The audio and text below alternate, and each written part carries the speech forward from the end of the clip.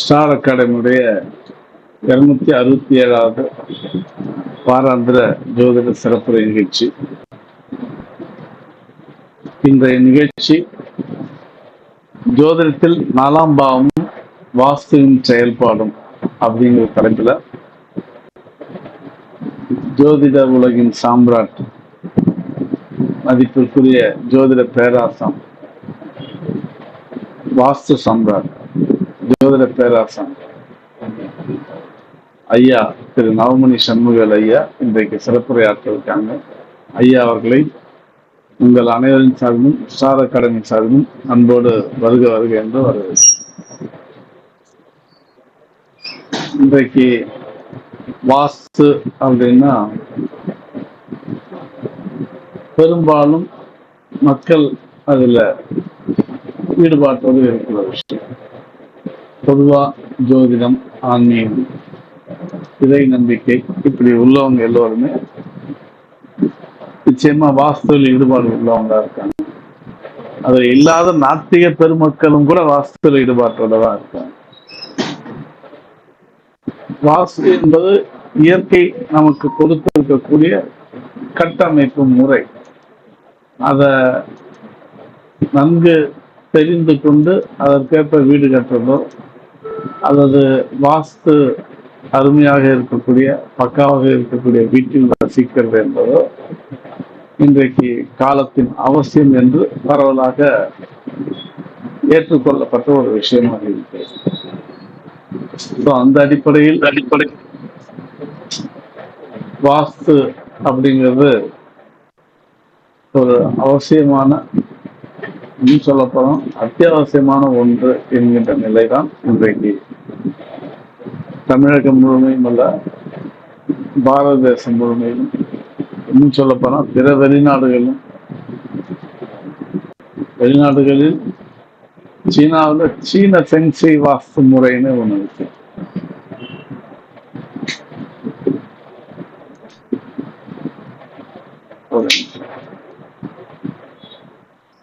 சீன சென்சை வாஸ்துன்னு ஒரு முறை இருக்கு. இப்படி உலக நாடுகளில் பல நாடுகளில் அந்தந்த தேசத்திற்கு சில வாஸ்து முறைகளும் இருக்கு. ஸோ அந்த வாஸ்து என்று நான் ஏற்கனவே சொன்ன மாதிரி இயற்கையுடைய ஒரு சிறப்பான கட்டமைப்பு. ஸோ இயற்கையோடு இயற்கையோடு இணைந்து வாழ்ந்தால் நம் வாழ்க்கை வளம் பெறும், வாழ்க்கை செழுமை பெறும் என்பதுதான் வாஸ்துனுடைய தத்துவம். ஸோ அந்த அடிப்படையில் ஐயா அவர்கள், நவமணி சண்முகவேல் ஐயா அவர்கள் வாஸ்துவிலும் சரி ஜோதிடத்திலும் சரி நீண்ட நெடிய அனுபவம் உள்ளவர். இன்றைக்கு ஜோதிடத்துக்கு வந்திருக்கக்கூடிய தலைமுறைகளுக்கும் நமக்கு ஆசான்களாக இருக்கக்கூடிய தலைமுறைகளுக்கும் இடையில் பாலமாக இருக்கக்கூடியவர்.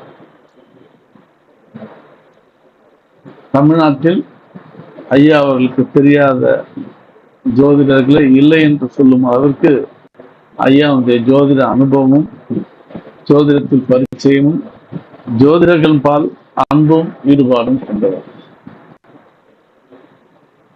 மதுரையை பூர்வீகமாக கொண்டு மதுரையில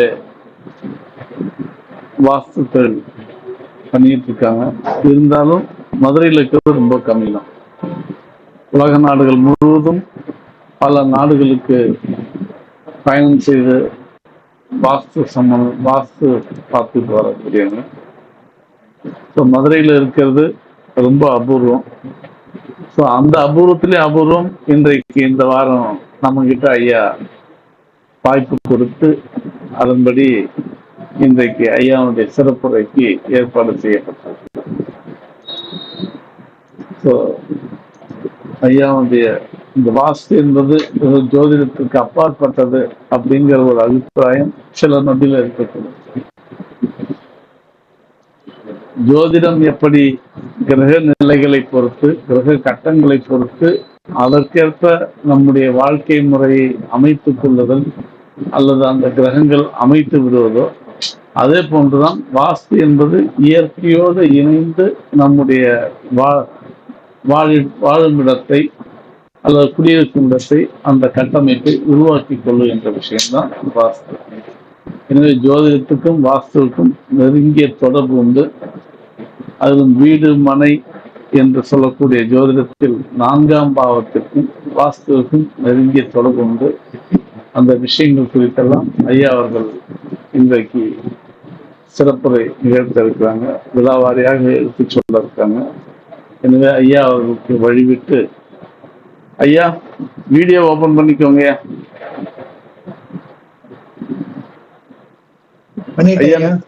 வீடியோ ஓபன் பண்ணிக்கோங்கயா. வீடியோ க்ளோஸ்ல இருக்கு. வீடியோ க்ளோஸ்ல இருக்கா? ஆமாங்க. இப்ப ஐயா ஓபன் ஆகுதுங்க. இந்த வரேங்க, ஒரு நிமிஷம்.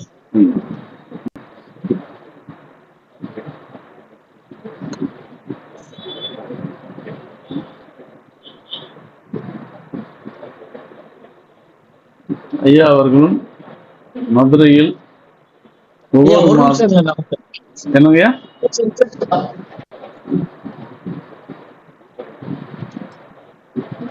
ஐயா வீடியோ இன்னும் ஓபன் ஆகலைங்கய்யா. ஐயா அவர்களும் மதுரையில் ஒவ்வொரு மாதமும் இலவசமாக பிரபலமான ஜோதிடர்களை கொண்டு ஒவ்வொரு மாதமும் மாதாந்திர பயிற்சி வகுப்புகள் நடத்தி வராங்க. ஜோதிடத்துக்கும் நீண்ட நெடிய சேவை பண்ணிட்டு இருக்காங்க. ஸோ ஐயா பண்ற சேவைகளோடு ஒப்பிடும் போதெல்லாம் நம்ம அருள்வேல் ஐயா, வெங்கடேசன் ராமசுப் ஐயா இவர்கள் பண்ணுகின்ற சேவைகளோடு ஒப்பிடும் போதெல்லாம் நாம் செய்வது அந்த கடலில் கிடைத்த பெருங்காயத்தை விட மிக குறைவு. அப்படி ஒரு தொடர்ந்து சேவை பண்ணிட்டு இருக்கக்கூடிய ஐயா அவர்களை அன்போடு வருக வருக என்று வரவேற்கிறோம். ஐயா வீடியோ ஓபன் பண்ணுங்கய்யா. ஒரே நிமிஷம் ஓபன் பண்றேன். ஒரே நிமிஷம் வாங்கய்யா வாங்க. இது எப்படி ஓபன் பண்றதுமா? ஓபன் பண்ணணுமா? அவங்களுக்கு வீடியோ ஓபன் பண்ணணும். வீடியோ ஓபன் பண்ணணுமா? ஆமா. தெரியுதுங்களா? ஓகேங்க. ஓகே சொல்லுங்க. ரைட். ஐயா உங்களை பற்றி அறிமுகம் முடிச்சிட்டங்கய்யா. உங்க சிறப்புரை தான் உங்களை ஸ்டார் அகாடமி சார்பிலும் பங்கேற்றக்கூடிய அன்பர்கள் சார்பிலும் அன்போடு வருக வருக என்று வரவேற்று மேடையை ஐயா அவர்கள் வசம் ஒப்புவிக்கிறேன். நன்றி, வணக்கம். நீங்க தொடரலாங்கய்யா. வேத 4 மறைகளாகி விளங்கும் மும்மூர்த்தியாகி பூதளம் தனை படைத்த புண்ணியம் தாளை போற்றி தீதிலா மயனார் சொன்ன சிற்ப சாஸ்திரம் என்னும் நூலை நீதியாய் இங்கு உங்கள் முன் சில துளிகளை சமர்ப்பிக்கிறேன். இன்றைய நாள் ஒரு சிறப்புக்குரிய நாள், அதாவது சனிக்கிழமை. அது மட்டுமல்ல, இன்றைய நாள் எதுவோ அதுவே நட்சத்திரமாக அமைந்திருக்கிறது. அது ஒரு சிறப்பு. அப்படி என்றால் இந்த நாளுக்கும் எனக்கும் நெருங்கின தொடர்பு உண்டு. ஏன்னா நான் பிறந்தது 17ஆம் தேதி, அதாவது சனியினுடைய ஆதிக்கம். பிறந்த கிழமையும் சனியினுடைய ஆதிக்கம். இந்த பஞ்சாங்கம் என்று சொல்றதுல கௌளவம் அப்படின்னு ஒன்று இருக்கிறது, அது உங்களுக்கு தெரியும். கர்ணத்துல அந்த கர்ணம், கௌளவ கர்ணம் இப்ப நடைபெற்று கொண்டிருக்கிறது. அந்த கௌளவ கர்ணத்தில தான் அடியேனும் பிறந்தேன். என் இனிய நண்பர்களே, ஒரு வாஸ்து படிக்கின்ற மாணவர்கள், வாஸ்து கலையை பரிபூரணமாக ஆய்வு செய்கின்ற நண்பர்களுக்கு நான் என்னுடைய குருநாதர் சொல்லிக் கொடுத்த வழியில் நீங்கள் எந்த தெய்வத்தையும் கும்பிடுங்கள், எந்த உபாசனையும் செய்யுங்கள், எந்த மந்திரத்தையும் சொல்லுங்கள். ஆனால் வராகர் வராகி என்ற அந்த வராகமூர்த்தியை வணங்குங்கள் என்று சொல்லுவேன். என் குருநாதர் சொன்னார், பூமியை தோன்றுகின்ற அமைப்பு உடையது வராகம். அவதார புருஷனும் பூமியினுடைய நீரின் ஆழத்தில் போய் வேதங்களை எடுத்து வந்ததாகவும் புராண வரலாறு சொல்லுகிறது. ஆக ஒரு வாஸ்து ஜோதிடர் அல்லது ஒரு வாஸ்துவை ஆராய்ச்சி செய்கிறவர் இந்த வராகரை வணங்குகிற பொழுது என்ன நன்மை கிடைக்கும் என்றால், ஒரு வாஸ்து பார்த்து வீடு கட்டுவதற்கு முன்னால் அந்த நிலத்தில் ஏதாவது சல்லியம் இருக்கிறதா என்று பார்க்க வேண்டும். அதற்கு நமது வாஸ்து அறிஞர்கள் கணிதங்களை கொடுத்திருக்கிறார்கள். ஆனாலும் கூட அந்த கணிதங்களோடு உங்களுக்கு வராகமூர்த்தி துணை இருந்தால், வராகமூர்த்தியினுடைய அருள் இருந்தால் சுலபமாக அந்த சல்லியம் உங்கள் மனதிற்கு, உங்கள் உணர்வுக்கு, உங்கள் அறிவுக்கு நிச்சயம் தெரியும். இதுதான் ரொம்ப முக்கியம். ஒரு நிலத்திலே ஏதாவது வேண்டத்தகாத அந்த 16 சல்லியங்களில் ஒன்று இருந்தால், என்னதான் வாஸ்து விதிப்படி வழுவாது கட்டினாலும் கூட சில பிரச்சனைகளை தரும். அப்ப 8 மூலையிலும் என்னென்ன கிடந்தால் என்னென்ன பிரச்சனைகள் தரும் என்பதை நமது முன்னோர்கள் சொல்லியிருக்கிறார்கள். இங்கு நான் குறிப்பிடுவது என்னவென்றால், வராகரை முதலில் வணங்குங்கள் என்ற ஒரு முன்னுரையோடு நான் இந்த வகுப்பை தொடங்குகிறேன். மதிப்பிற்கும் மரியாதைக்கும் உரிய சீனிவாசன் அவர்கள் செய்கின்ற இந்த சேவை, ஜோதிட சேவை பார்த்து வியந்திருக்கிறேன், வியந்து கொண்டும் இருக்கிறேன். என்னிடம் பேசும் பொழுது என்ன தலைப்பில் பேசுகிறீர்கள் என்று கேட்டார். நான் சொன்னேன், நீங்க எந்த தலைப்பு கொடுத்தாலும் பேசுவதற்கு சித்தமாக இருக்கிறேன் என்று சொன்னேன். எந்த தலைப்பு, ஜோதிடத்தில் எத்தனையோ பிரிவுகள் இருக்கிறது, அத்தனை பிரிவுகளில் ஒன்றில் நீங்கள் கொடுத்தால் நான் பேசுகிறேன் ஐயா என்று சொன்னேன். ஆனால் அந்த அறிஞர் சொன்னார், வாஸ்து பேச வேண்டும், அதே சமயத்தில் ஜோதிடத்தையும் இணைத்து பேச வேண்டும், அதே சமயத்தில் 4ஆம் இடத்தையும் இணைத்து பேசுங்கள் என்றால் என்ன அறிவு பாருங்கள். அப்பதான் எனக்கு மனதுக்குள்ள இன்னதெல்லாம் பேசணும்னு அப்பவே கொஞ்சம் சிந்தனைகள் வந்து விட்டது. அப்ப என் மனதில் எழுத ஆரம்பிக்கின்ற பொழுது, எனது அன்புக்குரியவர்களே, ஏதேனும் விடுபட்டிருந்தாலும் கூட உங்களுடைய கேள்வியின் போது அதை எடுத்துக்கொண்டு வந்து விடுவேன் என் இதயத்தில் இருந்து. எனவே அவருக்கு ஒரு நன்றி கூறுகிறேன். பொதுவாக 4ஆம் இடம் என்றால் என்ன அப்படின்னு நம்ம ஒரு ஆய்வு செய்கின்ற பொழுது, ஜாதக அலங்காரத்திலிருந்து பண்டைய நூல்கள் எல்லாம் அது ஒரு சுகஸ்தானம், வீடு மனை பார்க்கின்ற அமைப்பு, மகிழ்ச்சிக்குரிய இடம் என்று சொன்னார்கள். அதற்கு மேலே முத்தாய்ப்பு வைத்தது போல இது அன்னை ஸ்தானம் என்று சொன்னார்கள். என் குருநாதர் எனக்கு நண்பர். நான் 10 வருடம் ஜோதிடத்திலே இருந்துவிட்டு 10வது வருடம் தான் PS ஐயரை சந்தித்தேன். அவர் என் தகப்பனாருக்கு பிறகு அவரை ஏற்றுக்கொண்டேன். அவர் சொல்லுவார், 4ஆம் இடம் என்பது ஒரு வளர்ச்சி பாவம் என்று சொல்லுவார். இங்கே மதிப்பிற்கும் மரியாதைக்கும் உரிய KP அவர்கள் சொல்லுகின்ற வளரும் பாவம் வளராத பாவம் என்பதை பொருள் அல்ல. 4ஆம் பாவம் ஏன் வளர்ச்சி என்று PS ஐயர் குறிப்பிட்டார் என்றால், ஒரு கரு வளர்கிறது, அந்த சிசு வெளியே வந்ததுக்கு பிறகு குழந்தையாகின்ற பொழுது முதலிலே அதுக்கு அறிவுக்கு அடிப்படை கல்வியை பெற்றோர் வழங்குகின்றனர். அது ஒரு வளர்ச்சி. அதற்கு பிறகு பள்ளி கல்லூரிக்கு சென்று கல்வியை விருத்தி செய்கிறது, படிக்கிறது, பட்டம் பெறுகிறது, அது ஒரு வளர்ச்சி. ஆக ஒவ்வொரு நிலையிலும் அந்த அன்னையும், அன்னைக்கு அடுத்து தந்தையும், தந்தைக்கு அடுத்து குருநாதர்களும் வளர்ச்சிக்கு, லக்ன வளர்ச்சிக்கு இந்த 4ஆம் பாவத்தின் வழியாக வெளிப்படுகிறது. இதைத்தான் PSI குறிப்பிட்டார். அது மட்டுமல்ல, ஒரு மகிழ்ச்சி, ஒரு ஆனந்தம் அப்படின்னு சொன்னோம்னா அது 4ஆம் பாவம் தான். நண்பர்களே, நீங்க எந்த பாவத்தை குறிப்பிட்டாலும், லக்னத்திலிருந்து 11 பாவங்கள் மீது இருக்கிற பாவங்களை குறிப்பிட்டாலும் அது 4ஆம் பாவத்தோடு தொடர்புடைய பாவம்.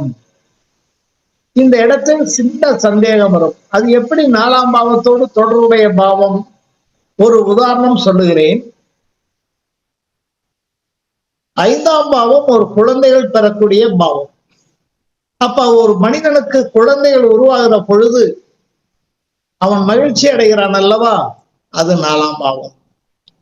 ஒரு மனிதன் பட்டம் பெற்று வேலைக்கு சேர்கிறான் அல்லவா? அந்த வேலைக்கு சேர்ந்து அவன் ஒரு தகுதியோடு இருக்கிறான் அல்லவா? அந்த தகுதியை குறிக்கிறது 4ஆம் பாவம். அது மட்டும் இல்லை நண்பர்களே, 4ஆம் பாவம் நன்றாய் இருந்தால்தான் 7ஆம் பாவமும் 10ஆம் பாவமும் இயங்கும். எப்படி? 4ஆம் பாவம் நல்ல ஆரோக்கியம், 4ஆம் பாவம் கல்வி, அந்த 4ஆம் பாவம் பட்டப்படிப்பிற்கு ஆதாரமான இடம். அப்ப நீங்க நல்ல திடகாத்திரத்தோடு, நல்ல ஆரோக்கியத்தோடு, நல்ல கல்வியோடு இருக்கும்போது 7ஆம் இடம் உங்களுக்கு சித்திக்கும். நீங்க உங்களுடைய கல்வியை பொறுத்துதான் 7ஆம் இடத்துல வரக்கூடிய பெண் வருவாள். உங்களுக்கு மணமகளாக வருவாள் அல்லது மணமகனாக வருவார். அவர் என்ன படித்திருக்கிறார்? அதற்கு மேலே இப்போ இன்றைய உலகத்துல பொருள் உடையாருக்கு இல்லை உலகம்னு வள்ளுவன் சொன்னான் அல்லவா? அப்ப ஒரு மாப்பிளை பார்க்கிற பொழுது அல்லது ஒரு பெண்ணை பார்க்கும் பொழுது முதல்ல என்ன கேட்கறாங்கன்னா 4ஆம் பாவத்தை தான் சார் கேட்கறாங்க. வீடு மனை உண்டா? இன்னைக்கு டிவியில அதுதான் ஓடிட்டு இருக்கு. அதிகமா ஓடுறது என்னன்னா 4ஆம் பாவம். அந்த 4ஆம் பாவம் அவனுக்கு வீடு உண்டா, வாசல் உண்டா, அவன் சொத்து சுகம் உண்டா, ஏதாவது வாடகை வருமானங்கள் வருகிறதா, இப்படியெல்லாம் பார்த்துதான் ஒரு பெண்ணை கொடுக்கிறான்.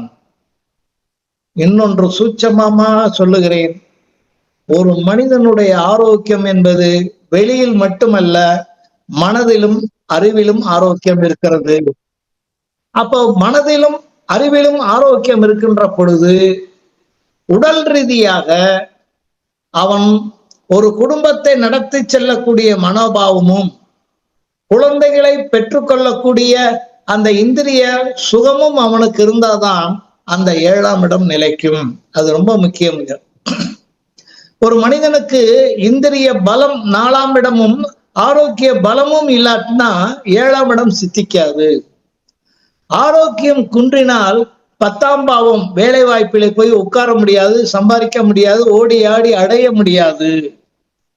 அது மட்டும் இல்லை நண்பர்களே, 5ஆம் இடம் சொன்னேன், 10ஆம் இடம் சொன்னேன், 6ஆம் இடம் என்று சொல்லுகின்ற பொழுது நீங்க ஒரு கடன் வாங்க போகிறீர்கள். நானே வாங்குறேன் சார். அப்ப வாங்கும்போது இந்த புலவருக்கு என்ன இருக்கு, இந்த புலவர் திருப்பி செலுத்துவாரா, அதற்கு ஏதாவது ஆதாரங்கள் இருக்கா, அடிப்படை இருக்கா, நமக்கு ஒரு செக்யூரிட்டி இருக்கா என்று பார்த்தால் சரி அவருக்கு கொடுக்கலாம்ங்க. அவருக்கு வீடு இருக்கு, வாசல் இருக்கு, நிலம் இருக்கு, கன்றுகாலி இருக்கு, கேடி இருக்கு, இத்தனையும் இருக்கு, அவர் கேட்கிற தொகையை கொடுக்கலாம் என்று நினைத்து வருகிறார் அல்லவா? நான் வாங்குகிற கடன் 6ஆம் இடம். ஆக நீ எந்த பாவத்தை வேணாலும் எடுத்துக்கங்க, 4ஆம் பாவத்தோடு தாங்குகிற பாவம். அதனாலதான் ஒரு ஜோதிடர் சொன்னார், அது சுமைதாங்கி பாவம்னு சொன்னார். கொஞ்சம் நான் அசந்துட்டேன். என்னங்க இது 4ஆம் இடத்த சுமைதாங்கி பாவம் அப்படின்னு சொல்றீங்களே அப்படின்னு கேட்டா, சார் நம்ம பிறந்த உடனே நம்மளை தூக்கி சுமந்தால தாய், அது 4ஆம் இடம் தானே சார்? ஆமா சார். அப்புறம் தந்தையும் வெளியில போகும்போதெல்லாம் நம்மளை தூக்கி சுமந்தாங்க இல்லையா, அது அந்த பாசம்ங்கிறது 4ஆம் இடம் சார். தந்தை 9ஆம் இடம், ஆனா தூக்கி சுமக்கிற பாசம் 4ஆம் இடம். அது மட்டும் இல்லைங்க, இன்னொரு உதாரணம் அவர் கொடுத்தது எனக்கு ரொம்ப மலைப்பா இருந்தது. சுமை தாங்கி 4ஆம் இடம்னு சொன்னதுக்கு, தாய் சுமை தாங்கி நம்மளை சுமக்கிறா.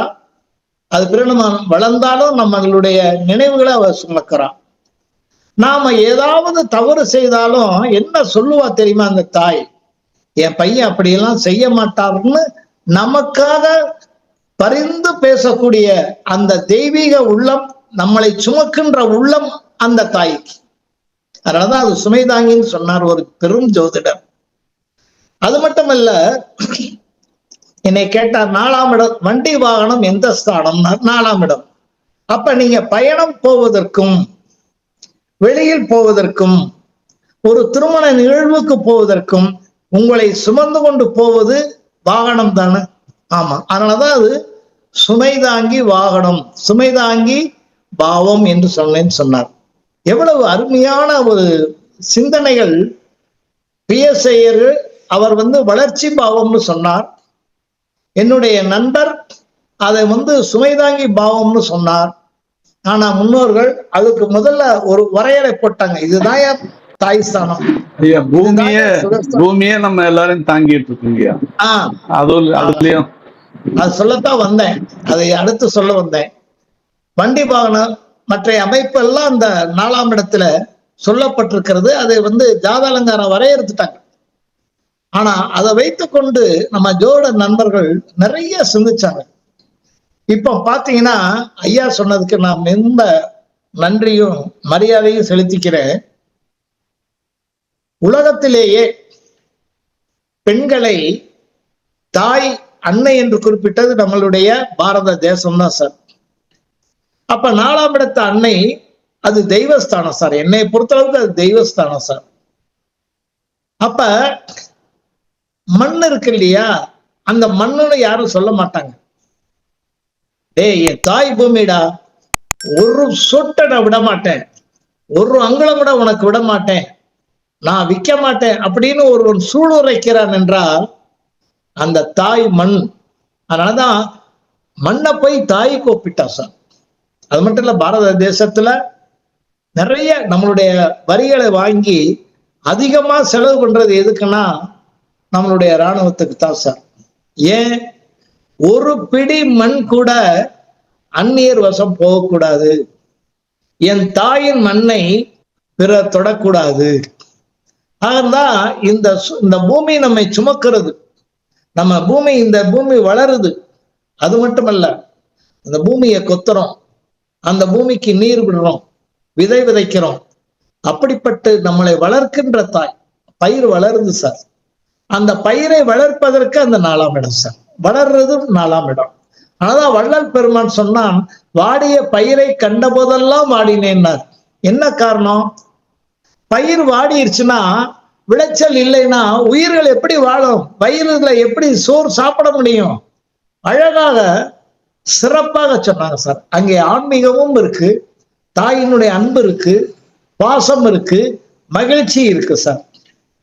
ஆனால் ஒரே ஒருத்தர் நேத்து பேசிட்டு இருக்கும்போது ஒருத்தர் சொன்னார், சார் 4ஆம் இடம் நீங்க என்ன சொல்றீங்க சார், வீடு தானே? ஆமா தம்பி அப்படின்னு. அப்ப 4ஆம் இடம் நல்லா இருந்தா வீடு நல்லா அமையுமா சார்? அமையும் தம்பின்னு. 4ஆம் இடம் ரொம்ப சிறப்பா இருந்த வேற கிரகங்கள் இருந்தா நான் சொல்றேன் தம்பி, இன்னென்ன கிரகங்கள் இருந்தா இன்னென்ன மாதிரி. உதாரணமாக சுக்கிரன் 4ஆம் இடத்துல இருந்தான்னா ஒரு நவநாகரிகமான மனை கட்டுவான் தம்பி. சனி இருந்தா கொஞ்சம் பழமையான வீடை கட்டுவான் தம்பி. ராகு இருந்தா பழைய வீட்டை வாங்குவான் தம்பி. செவ்வாய் நல்லா இருந்துச்சுன்னா பழைய வீடும் புது வீட்டையும் புதுப்பிப்பான் தம்பிங்க. சரிங்க சார். அப்ப 4ஆம் இடம் நல்லா இருந்தா வீடு வாங்குவான். 4ஆம் இடம் கெட்டு போனா ஒரு கணம் யோசனை பண்ணேன், ஒரு வினாடி யோசனை பண்ணேன். என்ன தம்பி, 4ஆம் இடம் கெட்டு போனா வீடு அமையாது, 4ஆம் இடம் கெட்டு போனா கட்டடம் கட்ட முடியாது அல்லது தடங்கள் வரும். 4ஆம் இடத்துல பாவகிரகங்கள் இருந்தா தடையிலே ஏற்பட்டு இருக்கும்னு. உண்டு சார், நான் உங்க பேச்ச மறுக்கல. 4ஆம் இடம் வீடு, 4ஆம் இடம் நல்லா இருந்தால் வீடு, நல்லா இல்லைன்னா சுடுகாடுன்னார் சார். அவரும் இந்த கூட்டத்துல உட்கார்ந்து கேட்டுட்டு தான் இருக்காரு. அவரும் மிகப்பெரிய சான்றோம். எனக்கு ரொம்ப சேக்காச்சு. இரவு பூரா தூக்கம் இல்லை. இந்த சிந்தனை நமக்கு வரலையே. அதனாலதான் சொன்னேன், எங்கிருந்தோ பிரபஞ்சம் நமக்கு கொடுக்குது சார், யார் மூலமாவோ கொடுக்குது. அப்ப பார்த்தோம்னா ஒரு மனிதனுடைய ஆன்மா இருக்கிற வரைக்கும் வீடு சார். ஒரு மனிதன் ஆன்மா முடிஞ்சு விடுச்சுன்னா அது ஒரு கட்டடம், அங்கேயும் கட்டடம் கட்டுறீங்க, அது சமாதி, அதான் சுடுகாடு. எவ்வளவு அழகான சிந்தனையை நான் பார்த்தேன் சார். இது ஒரு ஒரு ஒரு சிறப்பான ஒரு அமைப்பு சார். அப்ப 4ஆம் இடம் எப்படி இருக்கணும் அப்படின்னு ஒரு படிக்கின்ற, வாஸ்து படிக்கின்ற, ஜோதிடம் படிக்கின்றவர் கேட்கிற பொழுது நான் ஒரு 10 விதிகள் போட்டு வச்சிருக்கேன் சார். அந்த 10 விதிகளை முதல்ல பாருங்க. 4ஆம் இடம் மட்டுமல்ல, 1ஆம் இடம், 4ஆம் இடம், 7ஆம் இடம், 10ஆம் இடம் சதுர்ஸ்தானங்களா இருக்கட்டும், 5, 9 திரிகோணங்களாகட்டும், எதை பார்க்க வேண்டுமானாலும், அல்லது 2, 6, 11, 3, 6, 11 பார்த்தாலும் சரி, இந்த விதிகளுக்கு மீறி போறதுக்கு வாய்ப்புகள் இல்லை. இந்த அமைப்புகளை நம்ம பார்க்கணும். கம்ப்யூட்டர் மூலம் மாதிரி நமக்கு வேலை செய்யணும். ஏன்னா ஜோடர்களுக்கு அவ்வளவு பெரிய பொறுப்பு இருக்கு சார். ஒவ்வொரு நாளும் பரீட்சை. இப்போ ஒரு பரீட்சை எழுதினோடனே சர்டிபிகேட் கொடுத்துறாங்க சார். ஆனா இந்த 47 வருஷமா பாக்குறேன், ஒரு மனிதனுடைய ஜாதகம் மாதிரி இன்னொரு மனிதனுடைய ஜாதகம் இல்ல. நல்லா பார்த்துக்கிட்டே வர்றேன் சார், 47 ஆண்டுகளா.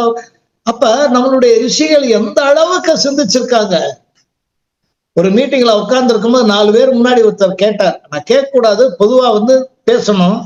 சார், நான் கும்ப லக்னம், சரி, எனக்கு சந்திரன் உச்சம், எனக்கு வீடு அமையுமா, எனக்கு பட்டம் கல்வி அமையுமா? ஏன்னா பட்டம் வாங்குவதற்கு அடிப்படையானது 4ஆம் இடம். சரி, இப்ப பலர் உட்கார்ந்து இருக்காங்க அந்த இடத்துல. அப்ப ஒரு பதில சொன்னோம்னா அவர் வேற ஒரு பதில கேட்பாங்க அப்படின்னு நினைத்து கொண்டு ஒன்னே ஒண்ணு சொன்னேன். வேற ஏதாவது கிரகங்கள் இருக்கா அப்படின்னு கேட்டேன். இருக்கு சார்னார். என்னன்னு? கும்ப லக்னத்துக்கு 5 குடையவன் 4ல இருக்கான். அப்ப நான் பட்ட படிப்பு பெறுவனா மாட்டனா? 2வது அதே கேள்வியா கொஞ்சம் விரிச்சு கேட்கிறார். நான் சொன்னேன், மாட்டேன்னு சொன்னா வேற ஏதாவது கேட்பார். பெற்றிருக்கீங்கன்னா எல்லாரும் முன்னாடி இல்ல, நான் பட்ட கல்வி பெறலேன்னு சொல்லுவார். ஆனால் நம்ம சொல்லுகிற விதியை கேட்கிறவர்களும் மறுக்க கூடாது. சொன்னேன், புதன் 4லே இருக்கிறான். ஒரு திரிகோணாதிபதி கேந்திரத்துல இருக்கிறது சிறப்பு. ஆனா அந்த புதன் சந்திரன் காலிலே இருந்தால் நீங்க பட்டப்படிப்பிலே தடங்கள் வரும், பெறுவதற்கு ரொம்ப சிரமப்பட்டிருப்பீங்க. அதே மாதிரி நீங்க இன்றைக்கு ஜோதிடராக பார்த்து கொண்டிருந்தாலும் ஒரு வேலையில இருக்கீங்க. நீங்க என்ன படிச்சீங்களோ அதை விட குறைவான சம்பளம், குறைவான வேலையில இருப்பீங்கன்னு கைய பிடிச்சுக்கிட்டார். இதை எப்படி சொன்னீங்கன்னு கேட்டார். ஒரு நண்பர் சொன்னார், புலவர் ஐயா சொன்னது கும்பலக்கணத்துக்கு 5 குடையவனாய் இருந்து வந்திருக்கிறாங்க. இருந்தாலும் சந்திரனும் அந்த வீட்டுல இருக்காரு. புதன் சந்திரன் பொதுவா சேரக்கூடாது, என் அனுபவம் அப்படின்னாரு. நான் ஒன்று சொன்னேன், புதன் பகவான் சந்திரன் காலில் நின்றால் பட்ட கல்வி வருவதற்கு மிகுந்த சிரமங்கள் படுவார். அது மட்டுமல்ல, தாய் மாமன் வழியில திருமணம் பண்ண மாட்டார், அல்லது பண்ணினால் பிரச்சனைகள் பிரியும். தாய் மாமன், அதாவது தாய் வழி சொத்துக்கள் வருவதிலே சிக்கல்கள், சிரமங்கள் இருக்கும். ஆக புதன் என்னதான் கேந்திரங்களில் இருந்தாலும், 1, 4, 7, 10 கேந்திரங்களில் இருந்தாலும் அதனுடைய சாரம்தான் மிக முக்கியம். அதைத்தான் இப்ப விரிச்சு சொல்ல போறேன். ஒரு 10 விதிகள் என்னன்னா, முதல்ல ஸ்தான பலம் பார்க்க வேண்டும். அப்படி என்றால் நீங்க ஒரு லக்னம்னா அந்த லக்னத்துக்குரிய அதிபதி எந்த பாவத்துல இருக்கார், அவருக்கு வீடு கொடுத்தவர் எப்படி இருக்கிறார், இந்த ஸ்தான பலத்தை முதல்ல நீங்க பார்க்கணும் சார். இது முதல் விதி. சில நேரம் பாத்தீங்கன்னா 6, 8, 12 கூட போய் இருப்பார். ஆனா அந்த வீட்டுக்குடையவர் நல்லா இருப்பார். அல்லது அந்த வீட்டிலே போய் நீசமாயிருப்பார். ஆனா வீடு கொடுத்த மனிதர் உச்சமாயிருப்பார். அதனாலதான் நீங்க சொல்லுவீங்க அடிக்கடி நீச பங்க ராஜ யோகம்னு சொல்லுவீங்க. அப்ப ஸ்தான பலம் என்பது ஒரு கிரகம் நின்ற இடம், அவருக்கு வீடு கொடுத்தவர் யார், அவர் எங்க இருக்கிறார், இது ஸ்தான பலத்தை நம்ம ரொம்ப முக்கியமா பார்க்கணும் சார். அது நாலாம் இடத்தை ஆராய்ச்சி செய்யும் போது அந்த நண்பர் சொன்ன, அவர் பேரை சொல்ல போறேன், சொன்னார் இல்லையா, வீடு மாறினால் எதிர்பற சுடு காடுன்னார் இல்லையா. சமாதி என்ன செய்றீங்க, கட்டடம் கட்டுறீங்க, வீட்டுக்கும் கட்டடம் கட்டுறீங்க. உயிரோட இருக்கும் போது கட்டடம் கட்டுறோம், இறந்த பிறகு இது வீடு, அது சமாதி, அது நாலாம் இடம்னாரு. ரொம்ப ஆணித்தரமா பேசுனதுதான் என்னுடைய உள்ளத்துல அப்படியே இருந்து, என் நண்பர் இன்னைக்கு வந்து ஒருத்தர் மலேசியாவில இருந்து ஒரு ஜோடர் வந்திருக்காரு, அவரோட பேசிட்டு இருந்தேன்.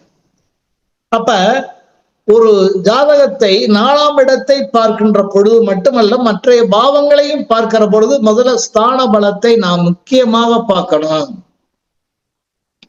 அதற்கடுத்து ஒரு கிரகம் அஸ்தங்கம் அடைஞ்சிருக்கா, அதுதான் மிக முக்கியமானது. இரண்டாவது கருத்தாக சொல்லுகிறேன். அப்ப அஸ்தங்கம் அடைஞ்சிருந்தால்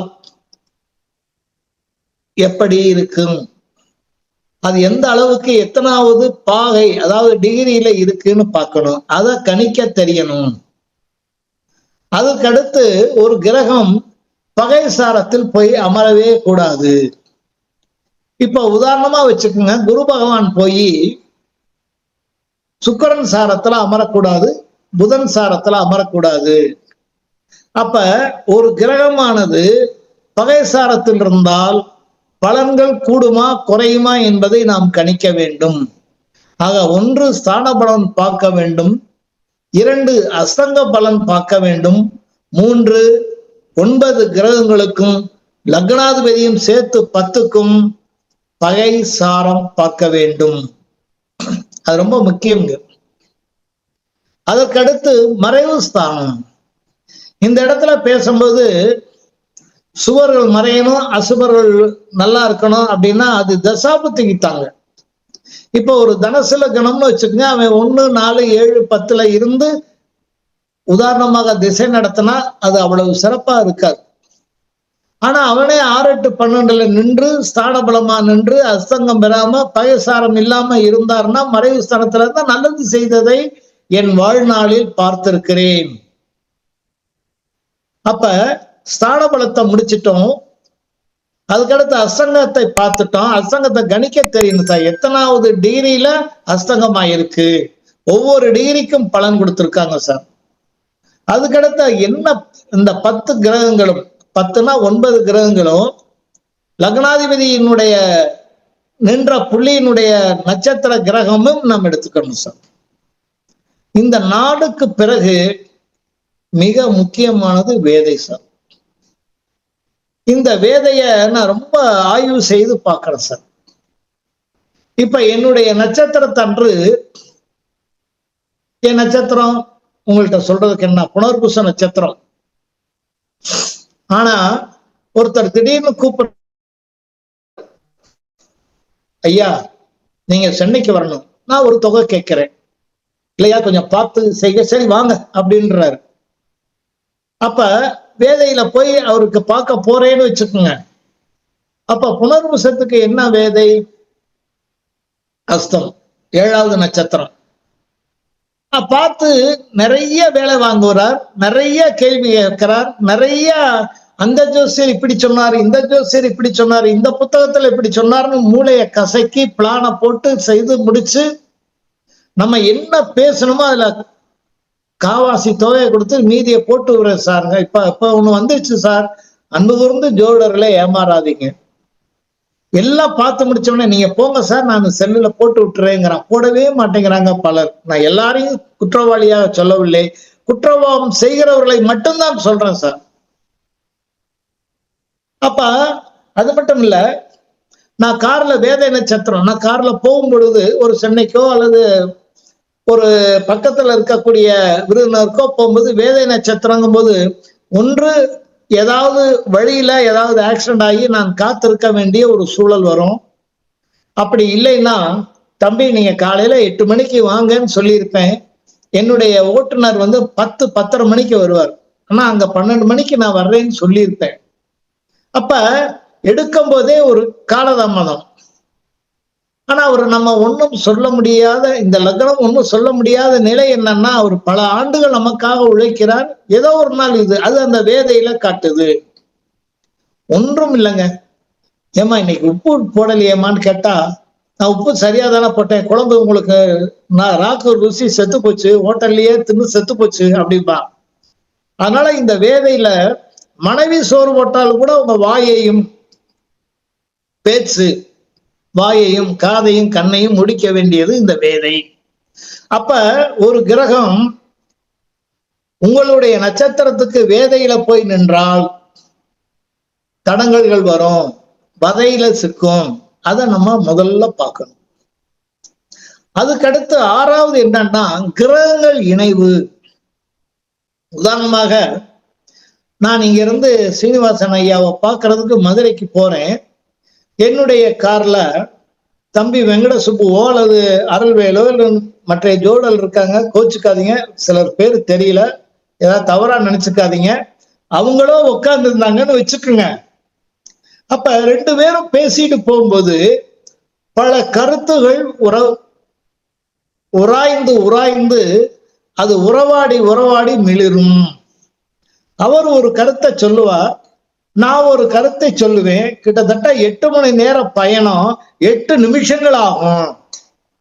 ஆனா நான் தனியா இருக்கும்போது என்ன செய்யறேன், புத்தகம் படிக்கிறேன். எவ்வளவு நேரம் புத்தகம் படிக்க முடியும்? சிந்தனை பழைய நினைவுகளுக்கு கொண்டு போகுது. நானும் மனிதன் தானே, பல சந்தோஷ நிகழ்வுக்கும் கொண்டு போகுது, பல துன்ப நிகழ்வுக்கும் கொண்டு போகுது. நாம் தோல்வியற்ற நிகழ்வுகளையும் நினைத்து பார்க்கிறோம். அப்ப மண்டமுல அந்த இது ஹீட் ஆயிருது, நெஞ்சம் பதவதைக்குது. ஆனா இன்னொரு உறவோ இல்லது இன்னொரு நண்பரோ அல்லது இன்னொருத்தர் சேருகின்ற பொழுது, அவர்களோடு நாம் பேசுகின்ற பொழுது நாம் புது மனிதராக வருகிறோம், புது செய்திகளை கொடுக்கிறோம். இப்ப சீனிவாசன் ஐயாவோட நான் பேசுறேன்னா அவர் அநேகமா எனக்கு இளையவராத்தான் இருக்கணும்னு நினைக்கிறேன். அப்ப அவரோட ஒரு மணி நேரம் பேசுனா அவரை அறியாமையே அவர்கிட்ட இருந்து சில ஒரு புதிய கருத்தை என்னால் எடுக்க முடியும். அந்த திறமை நமக்கு இருக்கணும். அதான் கிரக இணைவுகள்னு பேருங்க. அதற்கு பிறகு சுவர் பார்வை. அப்ப இந்த சுவர் ஒரு கிரகம் கெட்டு போயிருக்கு அல்லது மறைந்து போயிருக்குன்னா சுவர் பார்க்கணும். அப்ப சில தவறான பழக்கம் ஒன்று இருக்குங்க. குரு பார்த்தா கோடி நன்மை. இது எல்லா விதிகளுக்கும் ஒப்பாகுமா? ஒப்பாகாது. இப்ப துலா லக்கணத்துக்கு, துலா லக்கணத்திலேயே ஒரு பாவ கிரகம் இருக்கு. அப்ப குரு பார்த்தாலும் பூரண பார்வை 7ஆம் பார்வையா பார்த்தாலும் கூட சிறப்பாக இருக்குமானா சிறப்பா இருக்க வாய்ப்புகள் இல்லை. அவர் இயற்கை சுபர் தான், நைசர்க சுபர் தான். ஆனா லக்ன ரீதியாக 3 ஆறுக்குடையவனாக வருகிறார்.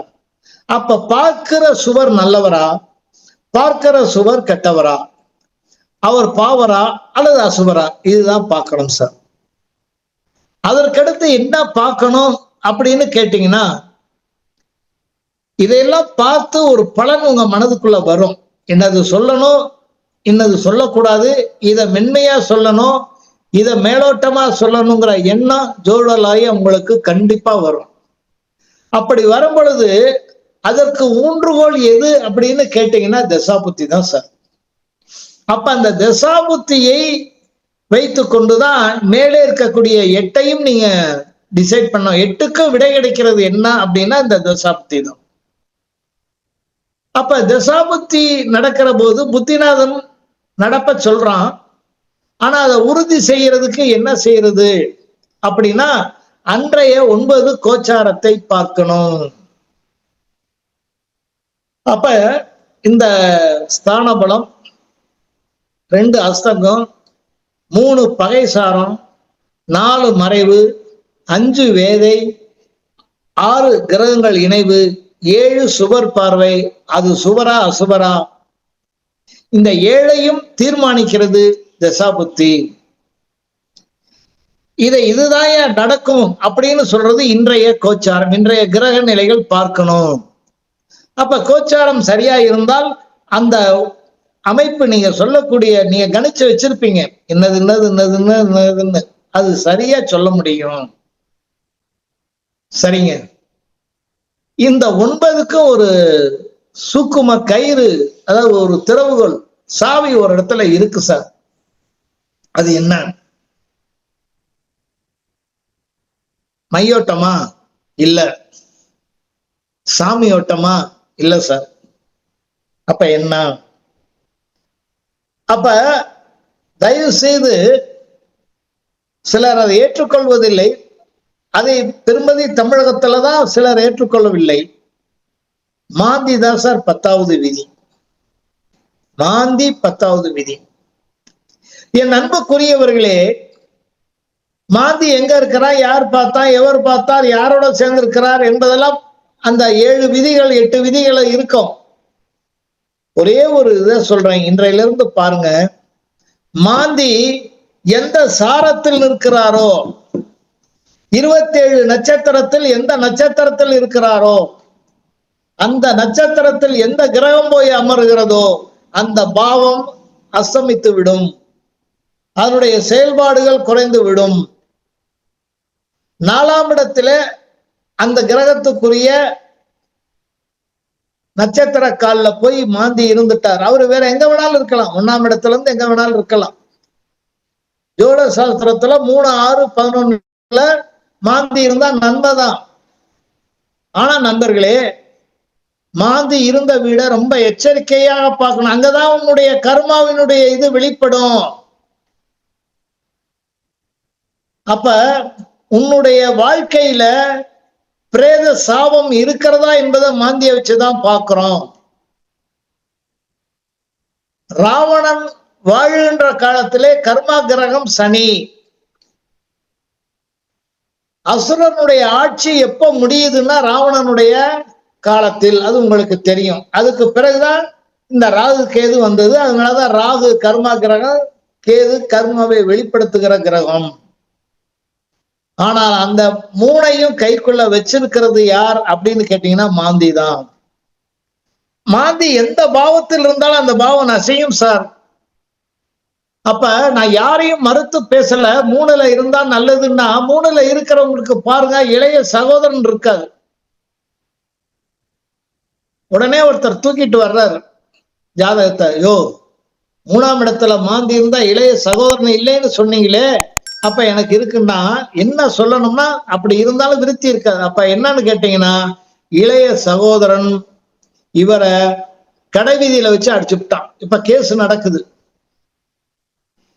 அவன் என்கிட்ட கேட்ட கேள்வி, உங்களுக்கு தெரிஞ்சவங்க யாராவது இருந்து அவனுக்கு மாரகம் செய்வதற்கு ஏதாவது பரிகாரம் சொல்லுங்கன்னா. அப்பா இதுதான் வழி, எங்க வீட்டுக்கு பின்னாடி நீ போயிருப்பா அப்படின்னு. ஏன்னா பாவம் செய்யக்கூடாது சார்.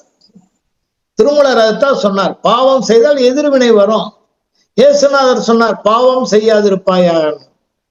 அப்ப எதிர்வினை நமக்கு, அந்த எதிர்வினையை ஜோடர்கள் ஏற்றுக்கொள்ள கூடாது.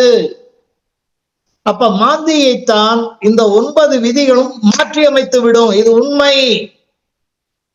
அப்ப மாந்தி இருந்த இடமும் பாழ், மாந்தி இருந்த சாரமும் பாழ். அவன் 7ஆம் இடத்தை பார்த்தான்னா பெரும்பகுதி ஒரு 20% அந்த பாவமும் பாழ். இதை நம்ம கொஞ்சம் அமைப்பாக பார்க்கணும். அப்படின்னா சீனிவாசன் ஐயா சொன்ன மாதிரி கொஞ்சம் ஜோடத்துக்கும் உள்ள நுழையிறேன். லக்னத்துக்கு 4ஆம் இடம் அன்னை பூமின்னு சொன்னோம். அன்னை பூமி, மகிழ்ச்சி, சந்தோஷம், ஆரோக்கியம் எல்லாம் சொன்னோம். அந்த 4ஆம் இடத்துல மாந்தி இருந்தால் நான் பார்க்கிறேன், பலர் தன் சொத்தை இழந்து கொண்டே வருகிறார்கள். ஒருத்தர் சொன்னார், நான் எதுவும் இழக்கலைன்னாரு. நான் சொன்னேன், நீங்க சொல்லக்கூடிய அந்த மாளிகை எனக்கு தெரியும், பார்த்திருக்கேன், உங்க வசம் இருக்குதான்னு. இல்லைங்க, நாங்க கோர்ட்ல இருக்குதுங்க, எங்க பெரியப்பா மகன்களுக்கும் எங்களுக்கும் பிரச்சனை. அப்ப மாந்தி தன்னுடைய வேலையை செய்கிறான். அது ஜெயிக்குமா ஜெயிக்காதாங்கிறத நான் முன்னாடி சொன்னேன் அல்லவா, ஸ்தான பலம், அஸ்தங்கம், பகை, மறைவு, வேதை, கிரகங்கள் இணைவு, சுவர், தசாபுத்தி, கோச்சாரங்களை வச்சு நீங்க சொல்லணும். ஆனா மாந்தி இருந்தானா அந்த 4ஆம் இடத்தை கெடுக்கிறான். பல விவசாயிகளை பார்க்கிறேன் நண்பர்களே, அது நீர் பூமி இல்ல, வறண்ட பூமியா இருக்கிறது. இப்ப உதாரணமாக நீர் பூமின்னா நெல், வாழை, காய்கறிகள் போடுறது நெல். வறண்ட பூமின்னா வானம் பார்த்த பூமின்னு விவசாயி சொல்லுவாங்க. அப்ப இந்த வானம் பார்த்த பூமி யாருக்கெல்லாம் அமையுதுன்னா, நாலாம் இடத்துல மாந்தியும் தொடர்புகளுக்கு அமைஞ்சிருது. சில இடங்களை பாத்தீங்கன்னா மாந்தி எந்த நட்சத்திரத்துல காலில் இருக்கோ அதே கால லக்னமும் இருக்கும், நட்சத்திரம் புள்ளியும் இருக்கும். அதே மாதிரி உடலாகிய சந்திரனுடைய புள்ளி இருக்கும். தீர்ந்துச்சு. அப்படி ஒரு ஜாதகம் வந்துச்சு. சார் 20 வருஷமா என்னால ஒண்ணுமே செய்ய முடியல சார், 3 ஏக்கர் வச்சிருக்கேன் அப்படின்னு. மனிதன் உண்ண முடியாத உணவு முதல்ல என்னன்னா வேப்பங்கொட்டையை போடியா அப்படின்னு. அதற்கு பிறகு ஒரு அசோசியேஷன்ல சொல்லி, அமெரிக்காவில் சொல்லி நல்லா வளர்ந்துருச்சுங்க. ஒரு 10 வருஷத்துல வேப்பங்கொட்டை அந்த இலையெல்லாம் போயிட்டு இருக்கு. இவனுக்கு நல்ல வருமானம் வருது இவருக்கு. ஏன்னாங்க தண்ணி கொஞ்சம் கூட இல்லை. அது மட்டும் இல்ல, வீடு கட்டும் போது நிச்சயமா 4ஆம் இடத்துல மாந்தி இருந்தால் அந்த வீட்டுல சல்லியம் இருக்கும், இல்லைன்னா தூரத்துல ஏதாவது ஒரு பலிபீடம் இருக்கும், இல்லைன்னா தூரத்துல ஒரு சுடுகாடு கண்டிப்பா இருக்கும். இதெல்லாம் பார்த்துதான் சார் நம்ம வாங்கணும். நிலம் வாங்கும் போது எனது அருமைக்குரியவர்களே ரொம்ப கவனமா வாங்கணும்.